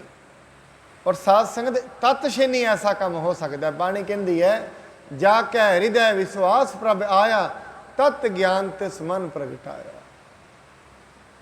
ਪਰਮੇਸ਼ਰ ਦਾ ਗਿਆਨ ਉਹਦੇ ਵਿੱਚ ਇੱਕੋ ਦਮ ਪ੍ਰਗਟ ਹੋ ਜਾਂਦਾ ਹੈ। ਇੱਥੋਂ ਹੀ ਗੁਰਦੁਆਰਾ ਹੈ, ਇੱਥੋਂ ਦੂਰ ਪੰਜੋਖਰਾ ਸਾਹਿਬ।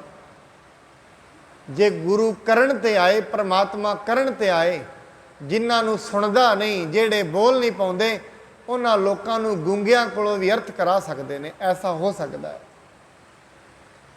ਹੁਣ ਇਹ ਗੱਲ ਮਨੁੱਖ ਦੀ ਪਕੜ ਵਿੱਚ ਆਏ ਭਾਵੇਂ ਨਾ ਆਏ, ਇਹ ਉਹਦੀ ਆਪਣੀ ਇੱਛਾ ਹੈ। ਹੋ ਸਕਦਾ ਹੈ ਅੱਜ ਨਾ ਆਏਗੀ, ਅਗਲੇ ਜਨਮ ਵਿੱਚ ਆ ਜਾਏਗੀ, ਉੱਥੋਂ ਨਾ ਆਏਗੀ, ਅਗਲੇ ਵਿੱਚ ਆ ਜਾਏ। ਆਖਰ ਇੱਕ ਦਿਨ ਤੇ ਇਸ ਗੱਲ ਸਮਝ ਵਿੱਚ ਆ ਹੀ ਜਾਏਗੀ। ਜਿਵੇਂ ਉੱਥੋਂ ਦਾ ਰਹਿਣ ਵਾਲਾ ਛੱਜੂ ਤੇ ਨਾਲ ਦੀ ਨਾਲ ਰਹਿਣ ਵਾਲਾ ਪੰਡਿਤ ਲਾਲ ਚੰਦ ਗੁਰੂ ਹਰਕ੍ਰਿਸ਼ਨ ਸਾਹਿਬ ਮਹਾਰਾਜ ਨੂੰ ਕਹਿੰਦਾ ਹੈ, ਚਲੋ ਇੱਕ ਤੇ ਕ੍ਰਿਸ਼ਨ ਜੀ ਹੋਏ ਨੇ ਦੁਆਪਰ ਵਿੱਚ, ਤੁਸੀਂ ਅੱਗੇ ਨਾਮ ਹਰੀ ਕ੍ਰਿਸ਼ਨ ਲਾ ਲਿਆ ਡਬਲ। ਮੈਂ ਤੇ ਤੁਹਾਨੂੰ ਤਾਂ ਮੰਨ ਸਕਦਾ ਤੁਸੀਂ ਰੱਬ ਦੇ ਅਵਤਾਰ ਹੋ। ਉਮਰ ਛੋਟੀ ਸੀ ਮਹਾਰਾਜ ਦੀ, 7-8 ਸਾਲ ਦੀ। ਇੰਨੀ ਛੋਟੀ ਉਮਰ ਦੇ ਵਿੱਚ ਗਿਆਨ ਨਹੀਂ ਹੋ ਸਕਦਾ। ਮੰਨ ਪਿਆ ਕਿਉਂ? ਉਹ ਗਿਆਨ ਉਹਨੇ ਪ੍ਰਾਪਤ ਕੀਤਾ ਸੀ ਪੋਥੀਆਂ ਪੜ੍ਹ ਪੜ੍ਹ ਕੇ। ਉਹਨੂੰ ਨਹੀਂ ਪਤਾ ਇਹ ਗੱਦੀ ਦੇ ਵਾਰਸ ਨੇ, ਇਸ ਕਰਕੇ ਇਹ ਗੁਰੂ ਨਾਨਕ ਦਾ ਰੂਪ ਨੇ ਨਹੀਂ ਜਾਣਿਆ। ਕਹਿੰਦਾ ਮੈਂ ਤੇ ਤਾਂ ਮੰਨਾਂਗਾ ਜੇ ਤੁਸੀਂ ਗੀਤਾ ਦੇ ਅਰਥ ਕਰਕੇ ਵਿਖਾਓਗੇ। ਮਹਾਰਾਜ ਕੇ ਪੰਡਿਤ ਲਾਲ ਚੰਦ ਅਸੀਂ ਤੇ ਅਰਥ ਕਰ ਦਿੱਤੇ, ਤੂੰ ਫਿਰ ਇਹ ਸਮਝੇਗਾ ਅਸੀਂ ਪੜ੍ਹੇ ਹੋਣਗੇ। ਤੂੰ ਐਵੇਂ ਕਰ, ਪਿੰਡ ਦੇ ਵਿੱਚੋਂ ਕਿਸੇ ਨੂੰ ਵੀ ਲਾਇਆ, ਉਹਦੇ ਤੋਂ ਅਸੀਂ ਅਰਥ ਕਰਾ ਦੇਵਾਂਗੇ। ਪਿੰਡ ਵਿੱਚ ਚਲਾ ਗਿਆ। ਚਲਾਕੀ ਹੁੰਦੀ ਅਸਲ 'ਚ ਜਿਹੜਾ ਮਨੁੱਖ ਜਿੰਨਾ ਸਿਆਣਾ ਹੁੰਦਾ ਹੈ ਦੁਨਿਆਵੀ ਤੌਰ ਤੇ ਉਨਾ ਚਲਾਕ ਵੀ ਹੁੰਦਾ ਹੈ। ਚਲਾਕੀ ਉਨੀ ਜ਼ਿਆਦਾ ਹੁੰਦੀ ਹੈ। ਜਿੰਨਾ ਦਿਮਾਗ ਦੇ ਤਲ ਤੇ ਜੀਣ ਵਾਲਾ ਮਨੁੱਖ ਹੋਏਗਾ ਉਨਾ ਜ਼ਿਆਦਾ ਚਲਾਕ ਵੀ ਹੋਏਗਾ। ਆਤਮ ਦੇ ਤਲ ਤੇ ਜਿਉਣ ਵਾਲੇ ਲੋਕ ਹੁੰਦੇ ਤੇ ਬੜੇ ਸਿਆਣੇ ਨੇ, ਚਲਾਕ ਨਹੀਂ ਹੁੰਦੇ। ਚਲਾਕ ਉਹ ਹੁੰਦਾ ਹੈ ਜਿਹਦਾ ਮੁੱਖ ਕੁਛ ਬੋਲਦਾ ਹੈ, ਦਿਲ ਕੁਛ ਬੋਲਦਾ, ਉਹਨੂੰ ਚਲਾਕ ਕਹਿੰਦੇ ਨੇ। ਦਿਲ ਕੁਛ ਕਮਾ ਰਿਹਾ, ਦਿਮਾਗ ਕੁਛ ਕਮਾ ਰਿਹਾ, ਉਹਨੂੰ ਚਲਾਕੀ ਕਹਿੰਦੇ ਨੇ। ਔਰ ਬ੍ਰਹਮ ਗਿਆਨੀ ਕਿਹਨੂੰ ਕਹਿੰਦੇ ਨੇ? ਜਿਹਦਾ ਮਨ ਬੁੱਧ ਤਿੱਥੈ ਘੜੀਐ ਸੁਰਤ ਮਤ ਮਨ ਬੁੱਧ। ਜਿਹਦਾ ਦਿਲ ਤੇ ਦਿਮਾਗ ਦੋਵੇਂ ਇੱਕੋ ਹੋ ਜਾਣ, ਉਹਨੂੰ ਬ੍ਰਹਮ ਗਿਆਨੀ ਕਹਿੰਦੇ ਨੇ। ਹੁਣ ਚਲਾਕ ਹੁੰਦਾ ਜਿਹਨੇ ਸਿਰਫ ਅਖਰੀ ਗਿਆਨ ਲਿਆ ਹੈ, ਕਿਉਂਕਿ ਦਿਮਾਗ ਦੇ ਨਾਲ ਹੀ ਅਖਰੀ ਗਿਆਨ ਹੁੰਦਾ ਹੈ। ਬਾਣੀ ਦੇ ਅਰਥ ਪੜ੍ਹਨੇ ਤੇ ਚੰਗੀ ਬੁੱਧੀ ਹੋਣੀ ਚਾਹੀਦੀ ਹੈ, ਤਾਂ ਹੀ ਪੜ੍ਹੇ ਜਾਣਗੇ। ਅਰਥ ਵਿਚਾਰਨੇ ਨੇ ਤੇ ਸਾਰਾ ਬੁੱਧੀ ਦਾ ਖੇਲ ਹੈ। ਇਸ ਕਰਕੇ ਮਤ ਜਾਣਨਾ ਜਿਹਨੂੰ ਅਰਥ ਆ ਗਏ ਨੇ ਉਹ ਕਿਤੇ ਬ੍ਰਹਮ ਗਿਆਨ ਵਿੱਚ ਪਹੁੰਚ ਗਿਆ, ਐਸਾ ਨਹੀਂ ਹੈ। ਅਰਥ ਆਉਣਾ ਬ੍ਰਹਮ ਗਿਆਨੀ ਦੀ ਨਿਸ਼ਾਨੀ ਨਹੀਂ ਹੈ। ਹੋ ਸਕਦਾ ਹੈ ਬ੍ਰਹਮ ਗਿਆਨੀ ਦੇ ਕੋਲ ਅਰਥ ਹੋਣ ਹੀ ਨਾ, ਇਹ ਵੀ ਹੋ ਸਕਦਾ। ਬ੍ਰਹਮ ਗਿਆਨੀ ਦਾ ਤੇ ਇੱਕ ਇੱਕ ਸ਼ਬਦ ਹੀ ਬ੍ਰਹਮ ਗਿਆਨ ਬਣ ਜਾਂਦਾ ਹੈ। ਇੱਕ ਇੱਕ ਸ਼ਬਦ ਉਹਨਾਂ ਦਾ ਤੇ ਇੱਕ ਇੱਕ ਸ਼ਬਦ ਹੀ ਵੇਦ ਹੁੰਦਾ ਹੈ, ਇੱਕ ਇੱਕ ਸ਼ਬਦ। ਇਸ ਕਰਕੇ ਕਹਿੰਦੇ ਨੇ ਇੱਕ ਫਕੀਰ ਕਹਿੰਦੇ ਮਰਨ ਤੋਂ ਬਾਅਦ ਪਰਲੋਕ ਵਿੱਚ ਗਿਆ। ਉੱਥੇ ਜਾ ਕੇ ਵੇਂਦਾ ਕਬੀਰ ਬੈਠੇ ਨੇ, ਮੀਰਾ ਬੈਠੀ ਹੈ, ਹੋਰ ਵੀ ਭਗਤ ਬੈਠੇ ਨੇ। ਕਹਿੰਦੇ ਮੈਨੂੰ ਪਤਾ ਲੱਗ ਗਿਆ ਇੱਥੇ ਸਵਰਗ ਤਾਂ ਹੈ ਕਿਉਂਕਿ ਇੱਥੇ ਕਬੀਰ ਜੀ ਬੈਠੇ ਨੇ। ਕਹਿੰਦੇ ਨਹੀਂ, ਇਸ ਕਰਕੇ ਸਵਰਗ ਨਹੀਂ ਹੈ, ਕਬੀਰ ਜੀ ਬੈਠੇ ਨੇ। ਕਹਿੰਦੇ ਜਿੱਥੇ ਵੀ ਕਬੀਰ ਜੀ ਜਾਣਗੇ ਉੱਥੇ ਹੀ ਸਵਰਗ ਬਣ ਜਾਏਗਾ। ਜਿੱਥੇ ਜਾਏ ਬਹਿ ਮੇਰਾ ਸਤਿਗੁਰੂ, ਸੋ ਥਾਨ ਸੁਹਾਵਾ ਰਾਮ ਰਾਜ। ਜਿਹੜੇ ਸਰੀਰ ਵਿੱਚ ਗੁਰੂ ਦਾ ਸ਼ਬਦ ਟਿਕ ਜਾਏਗਾ ਉਹ ਸਰੀਰ ਹੀ ਸਵਰਗ ਬਣ ਜਾਏਗਾ। ਉਹ ਸਰੀਰ ਜਿੱਥੇ ਗੁਰੂ ਦਾ, ਜਿਹੜੇ ਹਿਰਦੇ ਦੇ ਵਿੱਚ ਗੁਰੂ ਦਾ ਸ਼ਬਦ ਟਿਕ ਜਾਏਗਾ ਉਹ ਹਿਰਦਾ ਹੀ ਸੱਚਖੰਡ ਬਣ ਜਾਏਗਾ। ਜਿੱਥੇ ਜਾਏ ਬਹਿ ਮੇਰਾ ਸਤਿਗੁਰੂ, ਸੋ ਥਾਨ ਸੁਹਾਵਾ ਰਾਮ ਰਾਜ। ਇਸ ਕਰਕੇ ਸਾਧ ਸੰਗਤ ਉਹ ਮਨੁੱਖ ਕਹਿੰਦਾ ਹੈ, ਲਾਲ ਚੰਦ ਕਹਿੰਦਾ ਚਲਾਕ ਸੀ ਆਪਣੇ ਵੱਲੋਂ। ਪਿੰਡ ਦੇ ਵਿੱਚ ਗਿਆ, ਛੱਜੂ ਨੂੰ ਲਾਇਆ ਜਿਹਨੂੰ ਨਾ ਬੋਲਣਾ ਆਉਂਦਾ ਹੈ ਨਾ ਕੰਨਾਂ ਤੋਂ ਸੁਣ ਸਕਦਾ ਹੈ। ਗੁਰੂ ਜੀ ਕਹਿੰਦੇ ਕਰਵਾ ਦੇ ਅਰਥ, ਕਹਿੰਦੇ ਕਰਾ ਦਿਓ। ਮਹਾਰਾਜ ਨੇ ਛੜੀ ਰੱਖੀ, ਉਤੋਂ ਅਰਥ ਕਰਾਏ ਗੀਤਾ ਦੇ। ਕਵੀ ਸੰਤੋਖ ਸਿੰਘ ਜੀ ਨੇ ਉਹ ਅਰਥ ਲਿਖੇ ਨੇ। ਐਸੇ ਐਸੇ ਅਰਥ ਛੱਜੂ ਨੇ ਕੀਤੇ ਜਿਹੜੇ ਆਦਿ ਲਾਲ ਚੰਦ ਨੇ ਸੁਣੇ ਨਹੀਂ ਸੀ। ਔਰ ਸਾਧ ਸੰਗਤ ਅੱਜ ਤਾਈਂ ਉੱਥੇ ਅਨੇਕਾਂ ਲੋਕ ਅੱਜ ਵੀ ਸ਼ਰਧਾ ਧਾਰਨ ਕਰਕੇ ਜਾਂਦੇ ਨੇ। ਜਿਹੜੇ ਬੋਲ ਨਹੀਂ ਸਕਦੇ ਬੋਲ ਪੈਂਦੇ ਨੇ, ਜਿਨ੍ਹਾਂ ਨੂੰ ਸੁਣਦਾ ਨਹੀਂ ਹੈ ਸੁਣ ਲੈਂਦੇ, ਅੱਜ ਵੀ ਸੁਣਦੇ ਨੇ। ਗੱਲ ਵਿਸ਼ਵਾਸ ਤੇ ਗੱਲ ਸ਼ਰਧਾ ਦੀ ਹੁੰਦੀ ਹੈ। ਕਹਿਣ ਲੱਗੀ ਸ੍ਰੀ ਗੁਰ ਇਸ ਕਾਲ, ਸਭ ਗਿਆਤਾ ਤਿਨ ਹਿਰਦੈ ਵਿਸਾਲ। ਕਹਿੰਦੀ ਹੈ ਉਹ ਪਿੰਗਲਾ ਕਹਿੰਦਾ ਮੇਰੀ ਘਰ ਦੀ ਮੈਨੂੰ ਕਹਿਣ ਲੱਗੀ ਚੱਲ ਮੈਂ ਤੇ ਤੇਰੀ ਗੱਲ ਨਹੀਂ ਮੰਨਣੀ, ਗੁਰੂ ਅਰਜਨ ਸਾਹਿਬ ਜੀ ਸਾਰਾ ਕੁਝ ਜਾਣਦੇ ਨੇ, ਚਲੋ ਉਹਨਾਂ ਦੇ ਕੋਲ ਜਾਂਦੇ ਆ, ਉਹੀ ਸਾਨੂੰ ਦੱਸ ਦੇਣਗੇ। ਅੰਤਰ ਜਾਮੀ ਸਭ ਕੀ ਜਨ ਹੈ, ਬਾਕ ਬਖਾਨੈ ਸੋ ਹਮ ਮਨ ਹੈ। ਉਹ ਤੇ ਅੰਤਰਜਾਮੀ ਨੇ, ਸਾਰਿਆਂ ਦੇ ਦਿਲਾਂ ਦੀਆਂ ਗੱਲਾਂ ਜਾਣਦੇ ਨੇ। ਜੋ ਉਹ ਗੱਲ ਕਹਿਣਗੇ ਉਹੀ ਗੱਲ ਮੈਂ ਮੰਨ ਜਾਵਾਂਗੀ। ਮੋਹੇ ਭਾਰ ਜਾ ਝਗਰਤ ਆਈ, ਜਾਂ ਕੋ ਦੀਜੈ ਸਾਚ ਜਨਾਈ। ਸਤਿਗੁਰੂ ਜੀ ਇਹ ਮੇਰੇ ਨਾਲ ਝਗੜਦੀ ਹੀ ਆਈ ਹੈ, ਇਸ ਕਰਕੇ ਮੇਰੀ ਤੇ ਇਹ ਬੇਨਤੀ ਹੈ ਇਹਨੂੰ ਤੁਸੀਂ ਸੱਚ ਦਾ ਗਿਆਨ ਕਰਵਾ ਦਿਓ। ਬਹੁ ਨਰ ਮਿਲੇ ਸਕਲ ਨੇ ਕਹਿਓ, ਰਾਵਰ ਕੋ ਸਰ ਬਗ ਸਭ ਲਹਿਓ। ਕਹਿੰਦੇ ਨੇ ਸਤਿਗੁਰੂ ਜੀ ਪਿੰਗਲਾ ਕਹਿਣ ਲੱਗਾ ਹੋਰ ਵੀ ਬੜੇ ਮਨੁੱਖ ਇਸ ਨੂੰ ਮਿਲੇ ਸੀ, ਜਿਨ੍ਹਾਂ ਸਾਰਿਆਂ ਨੇ ਇਵੇਂ ਕਿਹਾ ਹੈ ਗੁਰੂ ਸਾਹਿਬ ਜੀ ਸਾਰੀਆਂ ਚੀਜ਼ਾਂ ਨੂੰ ਜਾਣਦੇ ਨੇ, ਉਹ ਤੁਹਾਡਾ ਨਿਸਤਾਰਾ ਕਰ ਸਕਦੇ ਹਨ। ਸਤਿਗੁਰ ਸਭਾ ਬਿਸਮ ਭਈ ਐਸੀ, ਸੁਨਤ ਮੌਨ ਧਰਿਓ ਸਭ ਬੈਸੀ। ਜਿੰਨੀ ਵੀ ਸੰਗਤ ਸਤਿਗੁਰੂ ਜੀ ਦੇ ਕੋਲ ਬੈਠੀ ਸੀ ਸਾਰੀ ਸ਼ਾਂਤ ਹੋ ਗਈ, ਚੁੱਪ ਹੋ ਗਈ। ਕਹਿੰਦੇ ਕਮਾਲ ਹੋ ਗਈ, ਇੰਨੀ ਵਿਸਮਿਆਂ ਦੀ ਗੱਲ, ਇੱਕ ਮਨੁੱਖ ਦਾ ਇੱਕੋ ਦਮ ਸਰੀਰ ਠੀਕ ਹੋ ਜਾਣਾ ਬੜੇ ਵਿਸਮਿਆਂ ਦੀ ਗੱਲ ਹੈ, ਅਚਰਜਤਾ ਦੀ ਗੱਲ ਹੈ। ਆਪਾਂ ਇੱਥੇ ਬੈਠੇ ਹਾਂ, ਕੋਈ ਹੁਣੇ ਆ ਕੇ ਮਨੁੱਖ ਸਾਨੂੰ ਕਹਿ ਦੇਗਾ ਤੇ ਅਚਰਜ ਤੇ ਲੱਗੇਗਾ ਹੀ, ਕਿਉਂਕਿ ਐਸੀ ਚੀਜ਼ ਜਿਹੜੀ ਕਦੇ ਨਾ ਸੁਣੀ ਹੋਏ ਨਾ ਵੇਖੀ ਹੋਏ ਚਮਤਕਾਰੀ ਹੁੰਦੀ ਹੈ। ਜਿੰਨੇ ਵੀ ਬੈਠੇ ਸਨ ਸਾਰੇ ਹੀ ਹੈਰਾਨ ਹੋ ਗਏ ਹਨ। ਸ੍ਰੀ ਅਰਜਨ ਜੀ ਬਾਕ ਬਖਾਨਾ, ਬੈਠੋ ਸ਼ਬਦ ਸੁਨੋ ਨਿਜ ਕਾਨਾ। ਗੁਰੂ ਸਾਹਿਬ ਜੀ ਕਹਿੰਦੇ ਨੇ ਬੈਠ ਜਾਓ ਤੇ ਆਪਣੇ ਕੰਨਾਂ ਦੇ ਦੁਆਰਾ ਗੁਰੂ ਦਾ ਸ਼ਬਦ ਸੁਣਨਾ ਕਰੋ। ਹਮ ਕਹਿ ਕਹੋ ਹਮ ਕਹਿ ਕੋ ਘਟੀ ਪਿਛਾਰੀ, ਸਾਚ ਝੂਠ ਕਰ ਦੇ ਨਿਰਾਰੀ। ਸਤਿਗੁਰੂ ਜੀ ਕਹਿੰਦੇ ਨੇ ਹਜੇ ਤੇ ਅਸੀਂ ਤੁਹਾਨੂੰ ਨਹੀਂ ਕਵਾਂਗੇ, ਇੱਕ ਘੜੀ ਤੋਂ ਬਾਅਦ ਤੁਹਾਨੂੰ ਦੱਸ ਦੇਵਾਂਗੇ ਸੱਚ ਕੀ ਹੈ ਤੇ ਝੂਠ ਕੀ ਹੈ। ਇਮ ਕਹਿ ਨੈਣ ਮੂੰਦ ਕੀਏ ਧਿਆਨਾ, ਮਨ ਠਹਿਰਾਇਓ ਗੁਰੂ ਸੁਜਾਨਾ। ਸਤਿਗੁਰੂ ਜੀ ਮਹਾਰਾਜ ਨੇ ਆਪਣੇ ਨੈਣ ਬੰਦ ਕਰ ਲਏ ਤੇ ਸਤਿਗੁਰੂ ਜੀ ਆਪਣੇ ਮਨ ਨੂੰ ਇੱਕ ਥਾਂ ਤੇ ਠਹਿਰਾ ਲਿਆ ਹੈ। ਸ੍ਰੀ ਅਰਜਨ ਸਰਬੱਗੈ ਗੁਰ, ਨੇਤਰ ਮੂੰਦ ਕੀਏ ਧਿਆਨ। ਗੁਰੂ ਅਰਜਨ ਸਾਹਿਬ ਜੀ ਸਰਬੱਗਿਆ ਨੇ, ਜਿਨ੍ਹਾਂ ਨੇ ਆਪਣੇ ਨੇਤਰਾਂ ਨੂੰ ਬੰਦ ਕਰਕੇ ਧਿਆਨ ਨੂੰ ਜੋੜ ਲਿਆ ਹੈ। ਤਿਸ ਛਿਨ ਸ੍ਰੀ ਗੁਰ ਅਮਰ ਜੀ, ਦਈ ਦਿਖਾਈ ਆਨ। ਉਸੇ ਵੇਲੇ ਸ੍ਰੀ ਗੁਰੂ ਅਮਰਦਾਸ ਜੀ ਮਹਾਰਾਜ ਨੇ ਜਿਵੇਂ ਹੀ ਨੈਣ ਬੰਦ ਕੀਤੇ ਹਨ, ਸ੍ਰੀ ਗੁਰੂ ਅਮਰਦਾਸ ਮਹਾਰਾਜ ਜੀ ਨੇ ਉਹਨਾਂ ਨੂੰ ਦਰਸ਼ਨ ਦੇਣੇ ਕੀਤੇ ਹਨ।